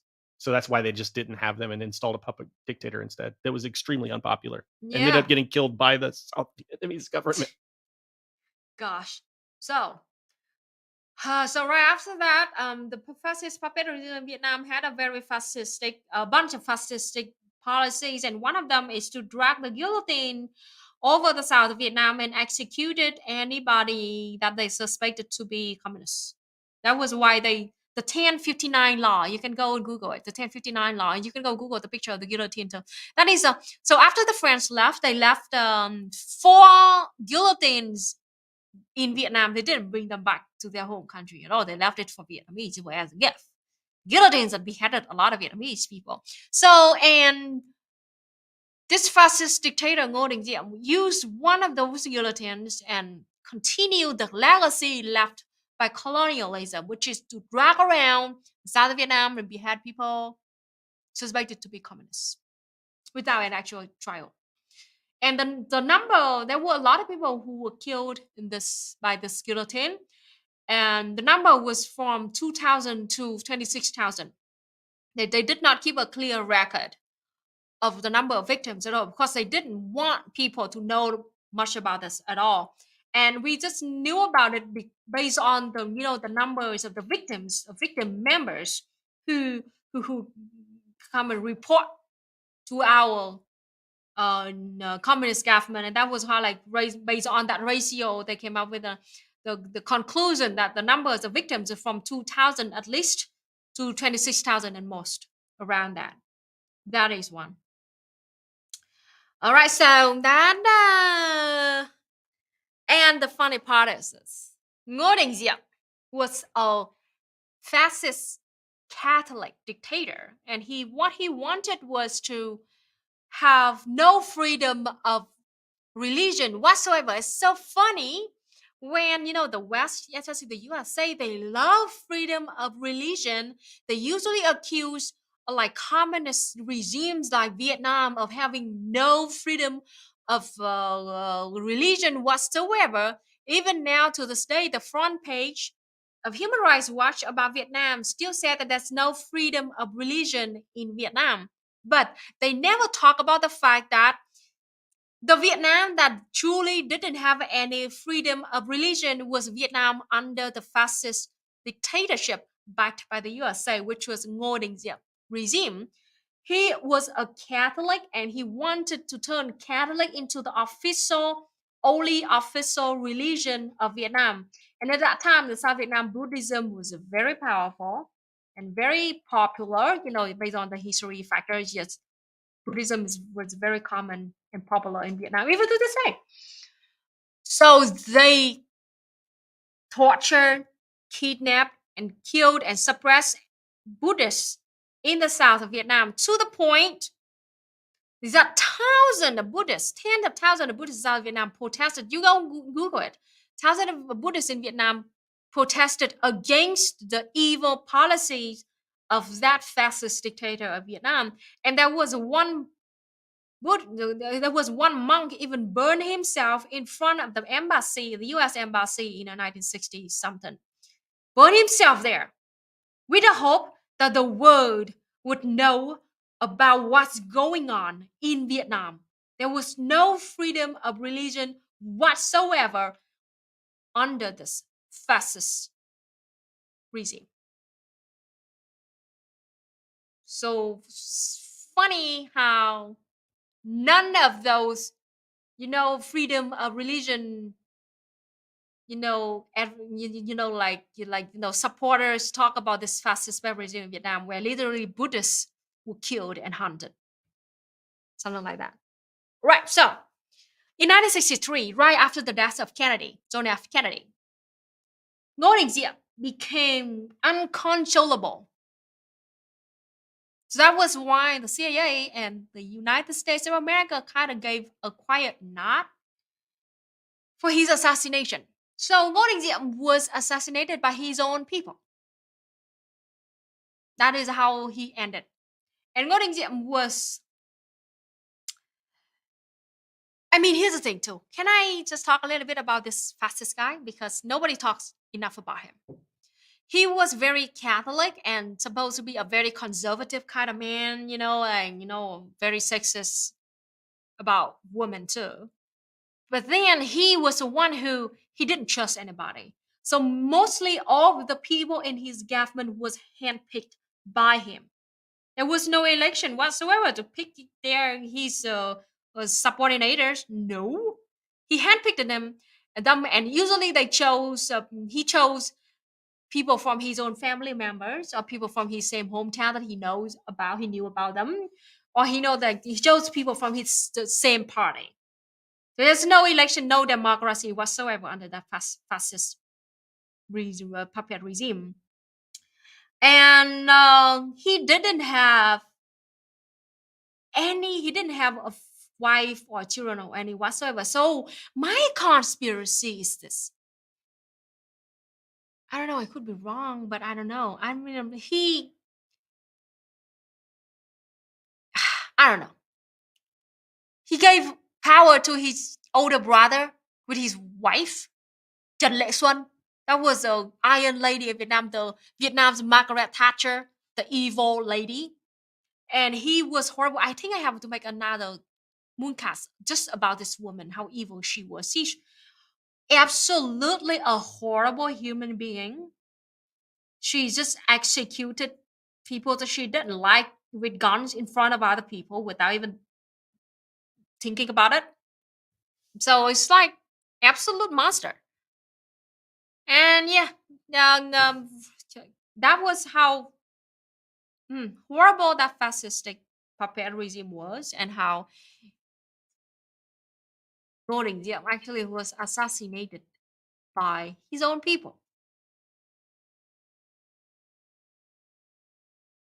Oh, let's take the chair right now. We have about 20 minutes left. Did you know that there's a new COVID variant that Vietnam is... No, really? Yeah, I'll just read real quick. More about it, yes. Locality... oops, hold on. Let me go back. Localities urged to proactively combat rising COVID-19 cases due to new variant, according to Vietnam News. The Ministry of Health has issued a directive on proactive implementation of COVID-19 prevention and control measures. The variant is called EG.5, subvariant of Omicron. Oh, gosh, Omicron. Currently spreading in many countries. I wonder if this is the one that's been spreading in the USA. They've been saying there's like a summer breakout. I guess so. I think so. From July 10th to August 6th, there were this is according to the World Health Organization. From July 10th to August 6th, there were nearly 1.5 million new infections worldwide, marking an 80% increase compared to the previous 4 weeks. However, the number of COVID-19 related deaths fell by 57%, totaling 2,500. So there's something to be on the lookout for. Not much else to say. They're just telling people to be more cautious and telling the government to start having prevention measures. So wherever you are in the world, be careful. COVID's not over, and it's still evolving. And there are still disabled people and people who are immunocompromised who need you to help protect them. Please do a mooncast on her. Never heard about her. Yeah. I mean, yeah. She's Trần Lệ Xuân. We're talking about Trần Lệ Xuân. She's a beautiful woman, evil, absolutely, and very complicated life. I mean, I think I made my case here that the North and South of Vietnam was always one, and the North and South of Vietnam was just a scheme from imperialist USA, just to trying to make Vietnam separated as North and South Korea, and the only difference is that they failed so hard. They absolutely failed so hard in doing that, and we successfully reunified our country. Vietnam is back into one, and that is, Vietnam is still to this day. We have made a lot of mistakes. We have a lot of problems. We are not perfect, but at the same time, we had a lot of achievements, and we have learned a lot of lessons that I hope that we can show to the world. So any country in the world that want to, like end capitalism and want to walk on the socialist path, they can look at us and learn what we did right and what we did wrong to learn their own lesson. And it's just that his name is Ngô Đình Diệm, not infamous as Pol Pot. Yeah, I mean, Pol Pot was off the scale. The amount of the evilness of Pol Pot is off the scale. Pol Pot and the Khmer Rouge is one of the most bloody regime in human history. If you take the ratio of the population and the death in that regime, that you would shut up, Siri. My goodness. I was not talking to her at all. Right? So the starvation of Vietnamese people in 1945 was 10% of population. Cambodia, in the 4 years of the control of the Khmer Rouge with with Pol Pot, under Pol Pot, 25% of population of Cambodia were killed. Like a quarter of the whole entire population were killed. Now, based on use that ratio, the Khmer Rouge was one of the most bloody deathly regime in the world, in human history.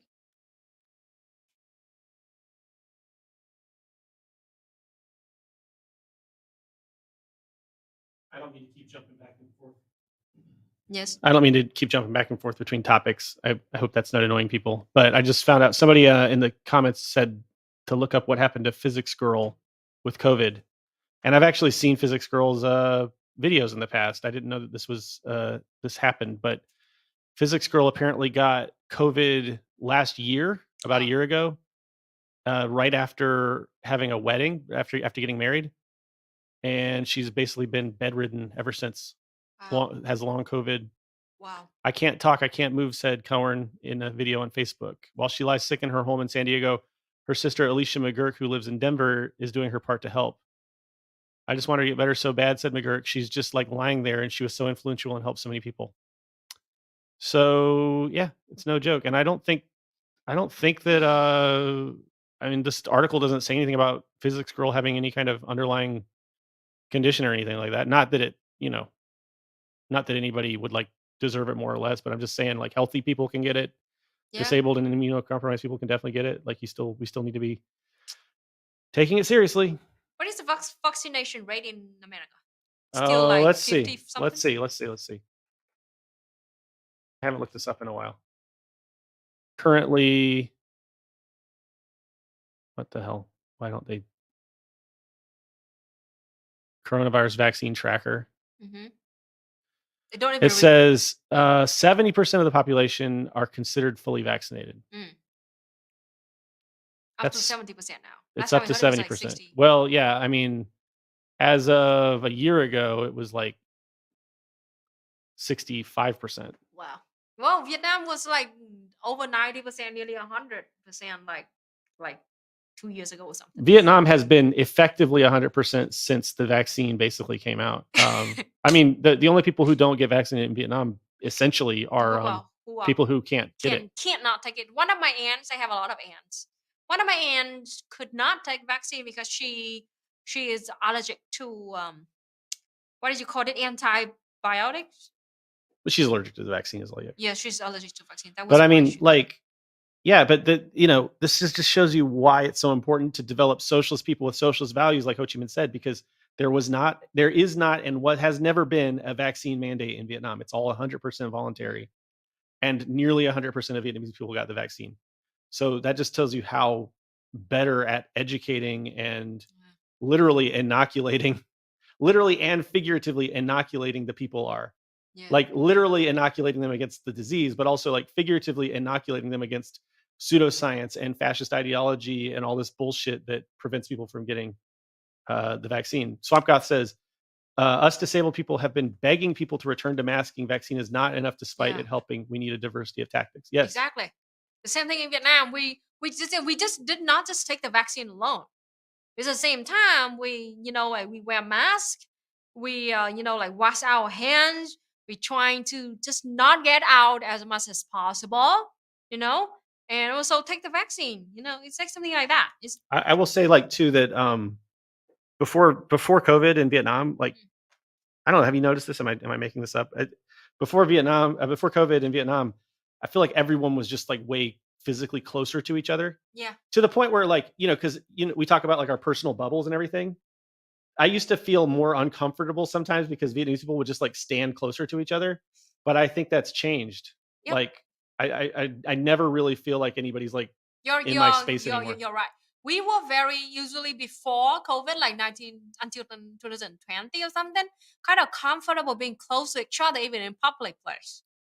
But nowadays, they just like automatically about like 3 feet away from each other, and just like like it's something that ingrained into our heads. So like, no, not be too close to each other. I can handle this question.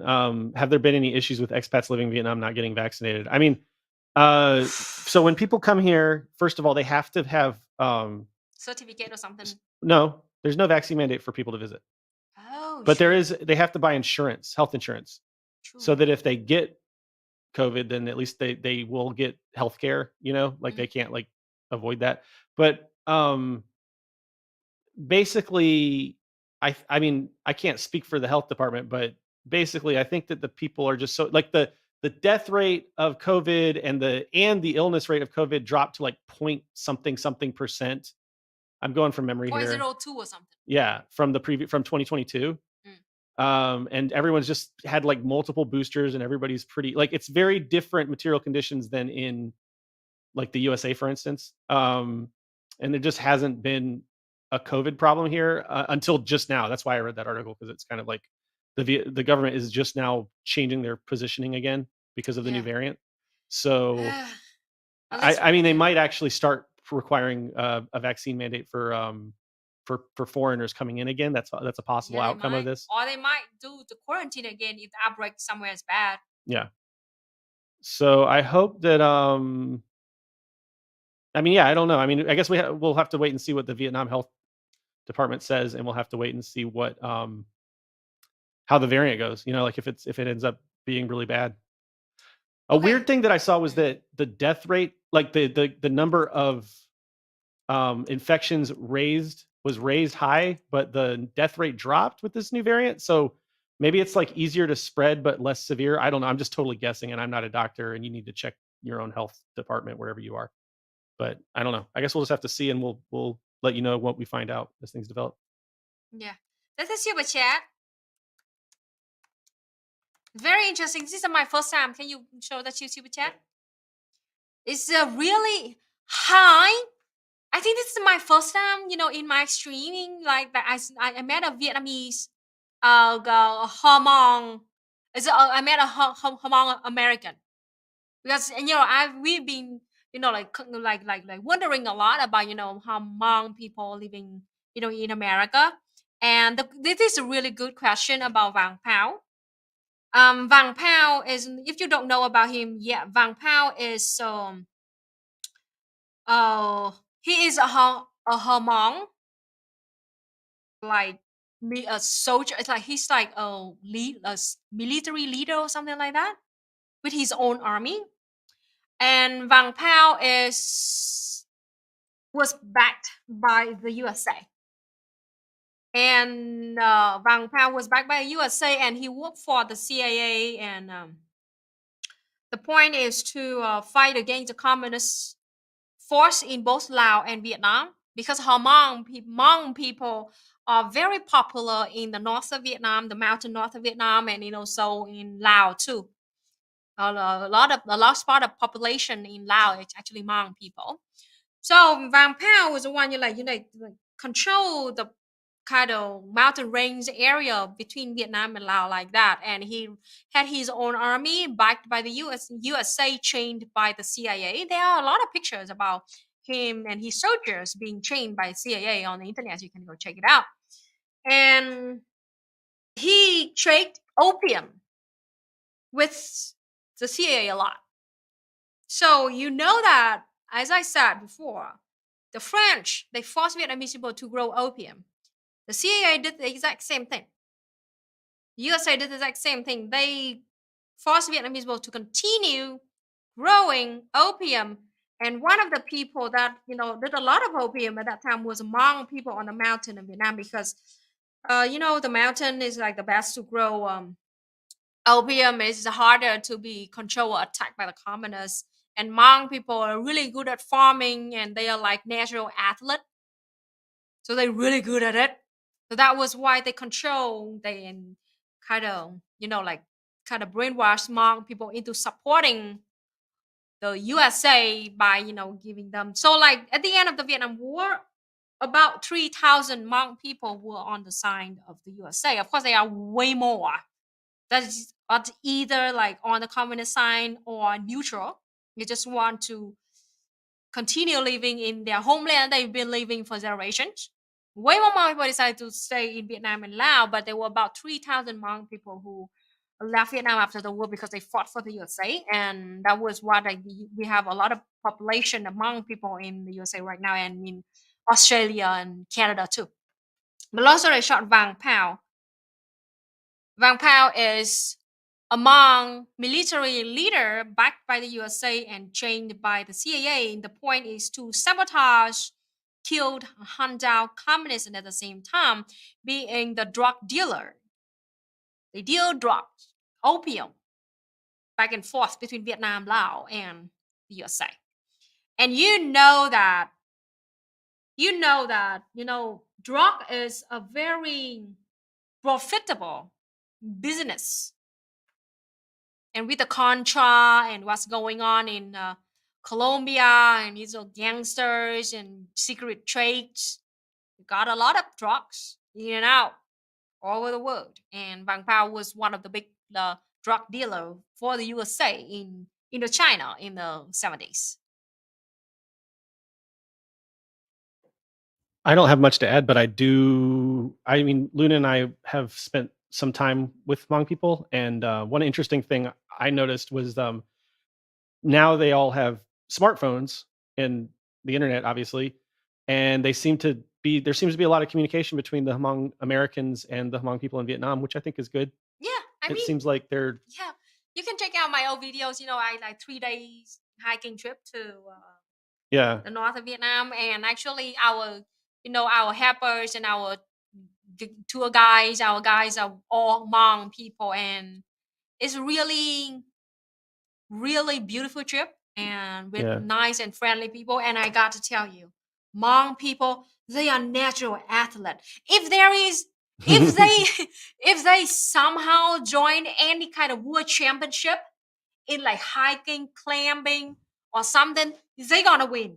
When I saw that one Hmong guy run up, it was like, how steep would you say that was? Like, how many degrees? It was 15 degrees. It was like he was like running up this thing, this very steep climb with like a huge backpack on. Yeah, it's like 100 back on. It or was something. it was like the most impressive athleticism I've ever personally seen with my own eyes in my entire life. Yeah, I was stunned. And by the way, at the time, I was also climbing and I was like dying. miserable. Yeah. We We were had been dying climbing for like 2 all day, days. like 2 days. Yeah. And this guy just ran at like full pace. It was just wild. I could not believe it. My eyes. And we had our shoes, like hiking shoes. Yeah, he was 6 or wearing something. flip flops, wasn't They were flip flops. It's amazing. And we But- were so cold. It's up in the mountain. It was Yeah. so cold. They just wear like t-shirt. Yeah, it's really wild. But I mean, Wild. it was really super impressive. That was why the USA needed them so badly. Mm, Because like they like the champion in their yeah, homeland. and they knew the land really well. But anyway, I guess the point I was trying to make is that I like to see that like Vietnamese Americans and Hmong Americans and people still in Vietnam are Yeah. having dialogue and Yeah. communicating. I hope that there can be healing and people can move forward. Exactly. And that Mount comrade just sent me a super chat. Thank you so much, Asian grandma. If you haven't or if you can, please like come back to Vietnam and come back to Laos. And like visit Vietnam and meet actually Hmong people in Vietnam and Laos. You would know the life of the people over here and how beautiful your homeland is. It is Oh, some of the most beautiful it's mountains just I've ever beautiful. seen in my life. It's just gorgeous. I mean, you can't argue about that. It's just gorgeous. I hope that one day you can come back and visit the country, visit the life of the people here. Of course, there are still a lot of like difficulties and some poverty there because first of all, Hmong people It's very remote. they love living in a very super remote area. They love high mountains. And it is very, very hard for Vietnam to develop infrastructure in super remote areas like that. And I hope you understand that. And I hope you understand that we are trying so hard to develop our country so we can, like develop infrastructure up in the mountains too. But for now, it's really hard. The most important, the most difficult things that we have to do is to bring, clean water and electricity up there. And One internet. of the nerve-wracking things when we were on that hike was when we got to the village that was like you had to hike for like a day and a half just to get to this village. Yes. And I asked one of the guides like what would happen if somebody like fell or got hurt, and they're like, well, we'd have to carry you back to the city because that's where the That's the local only hospital thing. is. Yeah, so remote. I mean, that's very remote. Yeah, it's very remote. That is why You it's can't drive really a car hard. or a motorbike up there. You can't. You have Yeah. to like walk through, You have to walk. walk up a mountain to get to these. Usually to they this would village. you would lie on a hammock and they hang that hammock onto a bamboo like stick or something, and two people have to carry. I'm you sure down. if it was like a big enough emergency, they'd bring a helicopter. But Yeah. still, it gives you an idea of how out in Yeah. the middle of nowhere. that Yeah, is. I would love for you to visit, Hmong Vietnamese too. Please go check it out. Yeah, and if you do, please, let us if know. you see, like any poverty or something, you guys, please understand that it's not intention. Like we do not intentionally doing that at all because we're trying so hard. There's been a lot of development. To I mean, develop. if you look at the like, it's a mixed bag, I guess, because there's like a lot of development closer to the cities. But then when you get out like high up in the mountains, it's It's they're just still. hard. But they have like the internet now at the very least. They have a and- phone signal, internet. They have Yeah. TV. They can have a satellite, Yeah.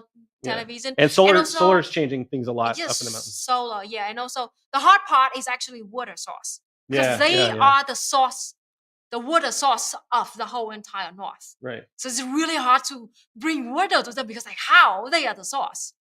I don't get it. When you talk, if they're the source, then don't they already have water? But the sources are like the thing is that like the bottom of it, all the source coming down to the bottom, so always water in the bottom.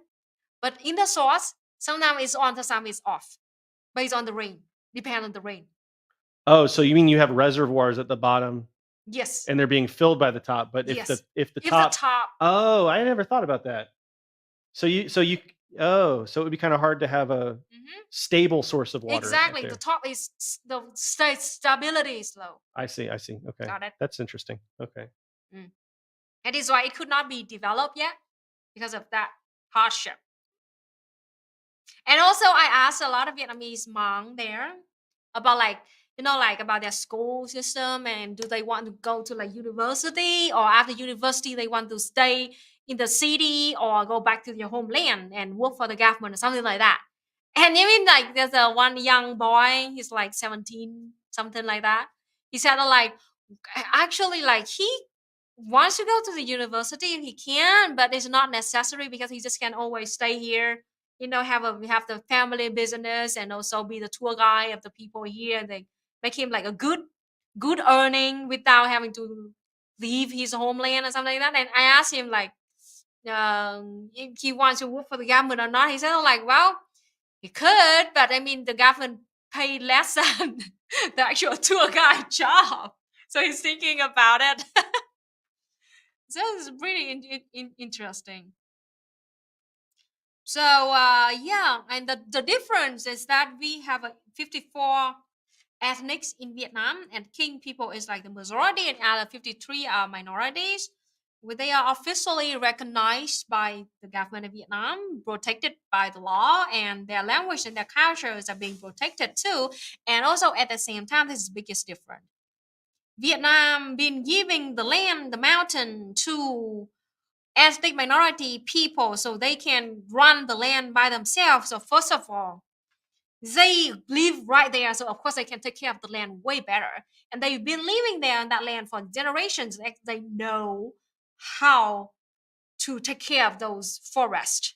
And at the same time, because those people, they need the means of production so they can, pay for their own living costs. And so giving people, like ethnic minority their own land, their own piece of forest, to make sure that they can protect the forest, maintain the forestation rate, and also at the same time, those people can make some money for living from that forest too. So they can grow, for example, they grow trees, they grow fruits, they grow cinnamon. Cinnamon is kind of a newly developed, not really new, but kind of developed kind of business for ethnic minorities in Vietnam. They grow cinnamons and for like 10 to 15 years, and then they can collect cinnamon from the trees and sell it to make enough for living. And at the same time, they grow fruit tree for animals and for their living too. Okay, I think we got time for one more little story. Yes. We'll go over time a little bit because I just read something wild. I've never heard this before from any other country. Vietnam just passed a law that they will now grant e-visas to citizens of all countries and territories.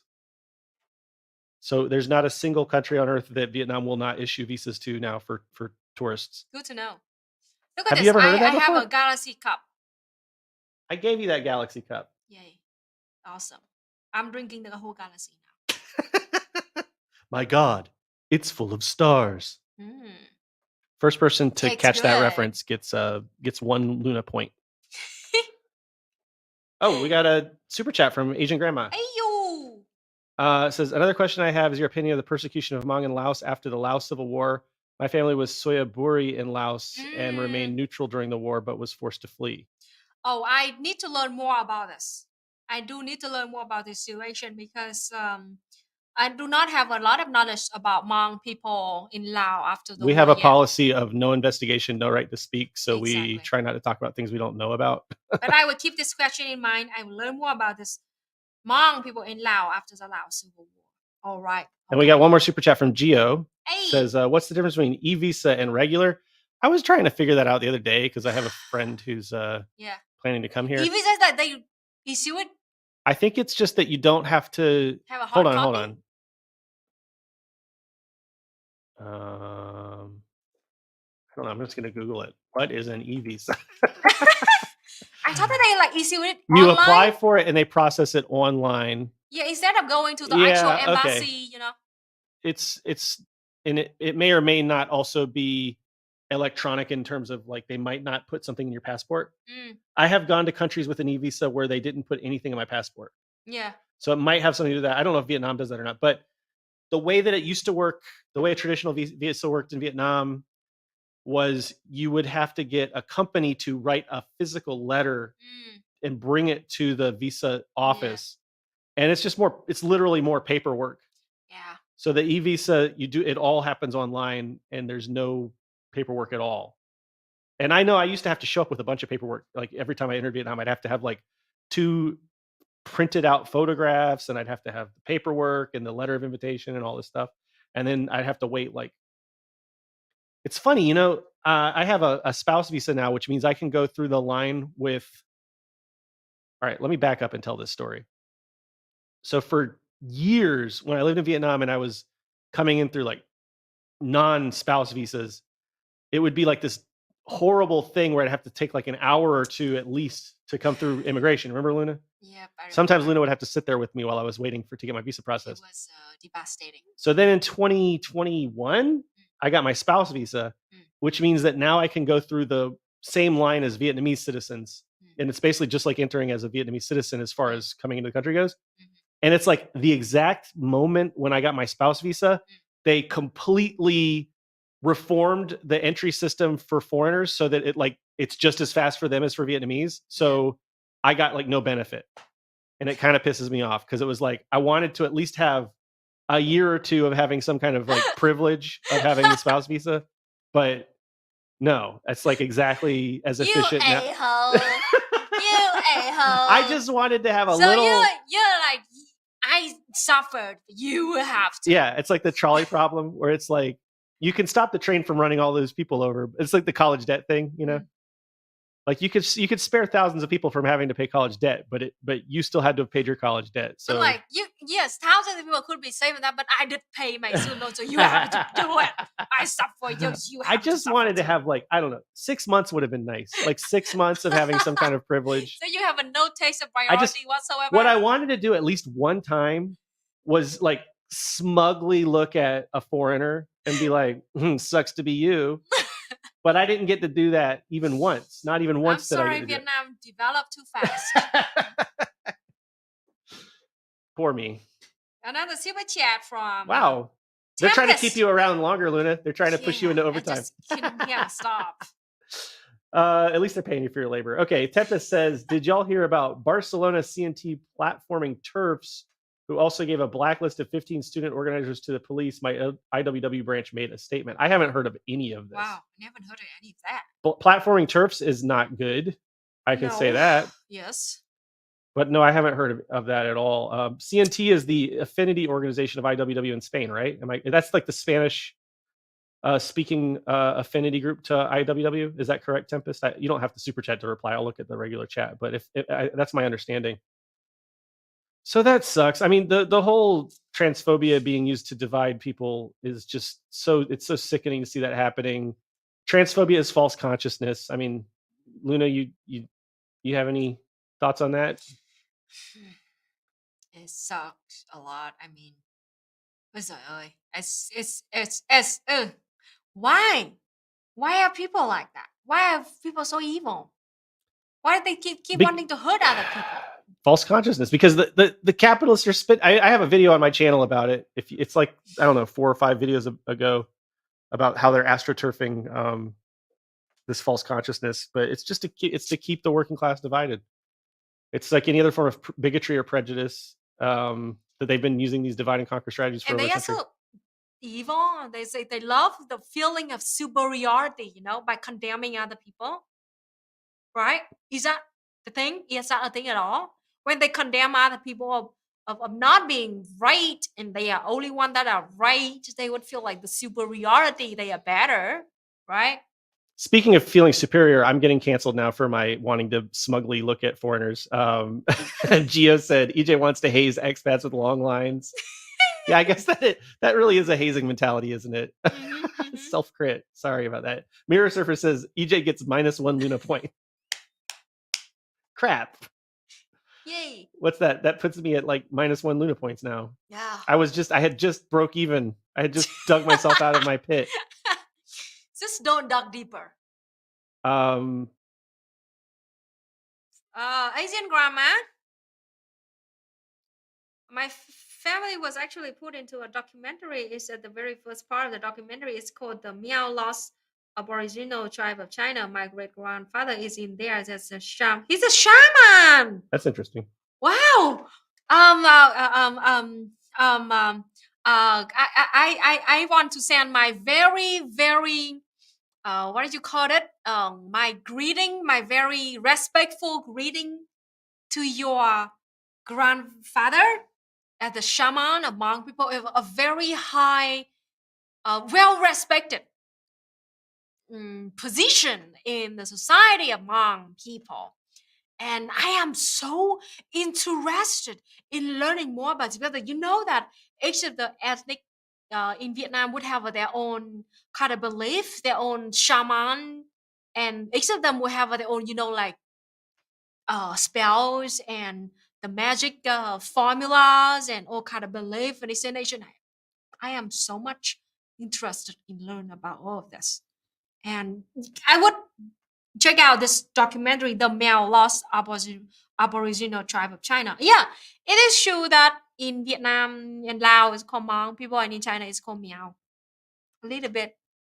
Yeah, apparently that's different. politically charged in the USA too, and I don't really understand the ins and outs of Mm. it. But there's apparently some conflict over like Yeah, which term is more appropriate, and I don't understand it enough to speak to it. But that's just something to exactly. be I think aware we of, I should guess. ask Hmong people about what they, Well, but I think there's like not a lot of agreement about it. Mm. So I think like I don't know. I read about this a long time ago. I think that like in some places one term is preferred, and other places another term is preferred, and I don't really know. So anyway, Yeah. just a footnote. Yeah.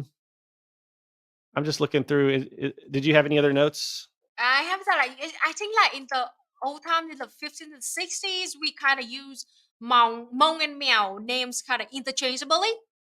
We accept both of the name, but like nowadays, we only use Hmong In Vietnam. in Vietnam Yeah. as official name of Hmong people. So, Yeah. Let's see. Anything else? Did you have any other topics you want to talk about, Luna? Lê Gia Huy, mother effing American cheated on the reunification voting 1956. The Vietnamese want to express their anger. Oh, America. The USA. No, I mean that's exactly right. Like it was a rug pull. It was literally a rug pull. It's like oh yeah. Don't worry, we're gonna have I mean, it's disgusting, really, because it's like the Vietnamese were so confident that they had so much support, which even Eisenhower said that 80% Yeah, support. we'd be like, you ding dong, you don't know nothing. Okay, let's But it was all a rug pull because they never actually intended to hold the Yeah, it elections. Because well, when was Bao Dai a thing? Bao Dai, he was the last king of the Nguyen dynasty. Yeah, when did he get deposed? He was deposed in 1945. Yeah, so He as kept coming early back, as though. because He kept coming Eisenhower back, was saying, am I wrong about this? Eisenhower was saying that they didn't want to support elections in Vietnam going all the way back to 45. Mhm. So like they never intended to have elections in Vietnam. It was all just a con to get them to sign a document. And it basically bought the USA more time. And then they just installed a puppet dictator. They had no intention of ever having elections because they knew that if they did, the communists would win because communism was popular in the North and the South. So, if you want a brief history of that loser king, he was assigned the throne in like, I could be freaking wrong, but in the 1920s or 30s, I think he was really young. He was the only son of the previous former king, right? So of course he took the throne and he took power. He got married to a very beautiful Vietnamese woman, and 1945. We had a communist revolution and immediately forced the king to resign. At first, he wrote when the Vietnamese Communist Party wrote a letter to the king and asked him to freaking resign because this is the communist revolution and communists will take power and Vietnam people would have a democracy and like get rid of the royal family. So resign, step down in honor. He wrote the letter back to he had the freaking guts to write a letter back to the Communist Party of Vietnam. Sorry. He wrote a letter back to the Communist Party of Vietnam, to Ho Chi Minh, and asked the Communist Party of Vietnam and Ho Chi Minh to work for him instead. Imagine doing that. Like lots of revolution deposed by his own people, and like Lord like, hey, why don't you just go work for me? Ho Chi Minh can work for me, and I can assign him some a high-ranking position in my feudalist kingdom lore. All right, so of course we feels like what? Of course he really feels so. Okay, the king was forced to step out of his throne and gave up his throne, and then we invited the king to be in the National Assembly of Vietnam, a member of that. All right, so at least like we show him some freaking respect. Like, okay, the former king now be the representative in the National Assembly of Vietnam. And so he was in the representative in the National Assembly of Vietnam from 1946 to 1949. Now the history starts. In 1949, we assigned him a trip to France to, we were fighting against France at that time. So we assigned the king to France to meet with some official over there to talk about the war, something like that. And you know what? He betrayed Vietnam right from that moment. He came to France and immediately disowned his relationship with the government, communist government of Vietnam, and immediately worked for the French. And French, they gave him back the title of Emperor of Vietnam, but he couldn't go back to Vietnam at all. He just like stayed for the rest of his life in France, even though he still had the title of the Emperor of Vietnam. He was like so shameful like that, embarrassing kind of guy, a person like that. And yeah, he lived in a mansion paid by the French government, so the French can just took his title to justify their invasion, their war in Vietnam, the atrocities, killing millions of Vietnamese people like that. And he just lived the rest of his life in a mansion with a French wife, fifth wife or something like that. And in 1954, the USA also, through friends, met that Bảo Đại King guy and also forced that guy to write a letter to officially recognize the existence of the dictatorship of the Ngô Đình Diệm fascist dictator puppet regime. And that was that. And then he died, in exile like that. And you know what? His descendants to this day still asking the Vietnamese government to give back acreage of land to the royal family of that last king, so they can go back to Vietnam and start their a huge tomb, so they can build a tomb for the last king of Vietnam. Did you were like, what? You know what's funny? What? That the King of Prussia actually did something similar, where like to this day, his body hasn't been buried because he like won't be buried until he can be buried as the king. The official thing is he won't be buried until the Prussian monarchy is restored and he can be buried like with an official king's burial. So his body is like in an above ground vault, like on display. Oh. And they've kept all of his uniforms and everything preserved so that they could like dress him up whenever they have his like funeral in Germany. Like it's just kings are on some wild shit. Yeah, weird. They're just wacky.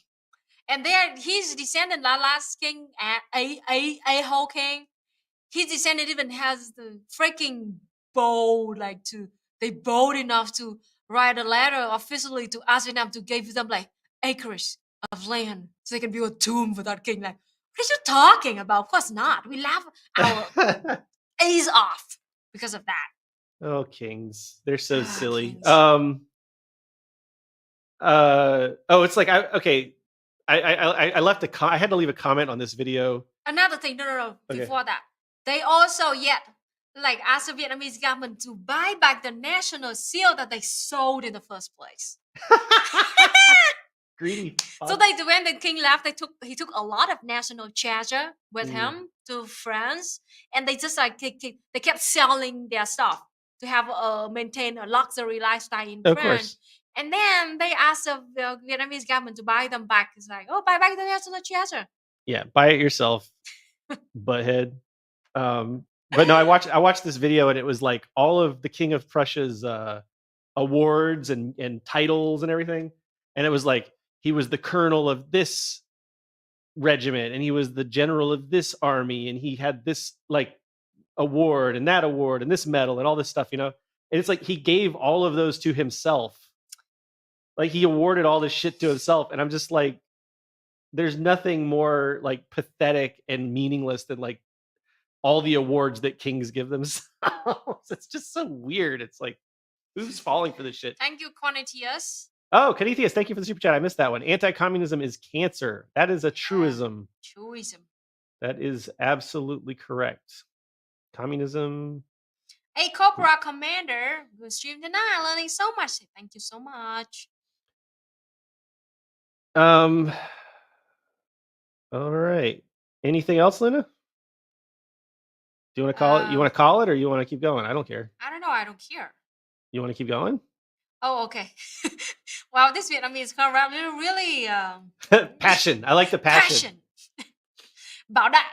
Betray us, even though we invited him to become government advisor. He should treat like what French did in the 19th century. I mean, it's talking about like we invited him to work for the government of Vietnam, and the first trip that we assigned him to go to France, we immediately betrayed us and stayed there and never came back.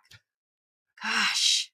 I don't know why this is so funny to me, but it's like, Tempest Lord Raihan, I'm getting sleepy. All right. It's okay. Even Tempest Lords get sleepy sometimes. And our passion, Les Huy Vietnamese friend. Sweet dreams. See, communists are so wholesome at the end of the day. You're right. Okay, I will sing you a lullaby song, a lullaby song. A lullaby. A lullaby. Yeah, good advice. Never trust the French. Or Americans, I'm sorry. Hey. Well. Hey. I heard your Fifi. I resemble that remark. Yeah. All right. Okay. The Tempest Lord Raihan. This is your lullaby.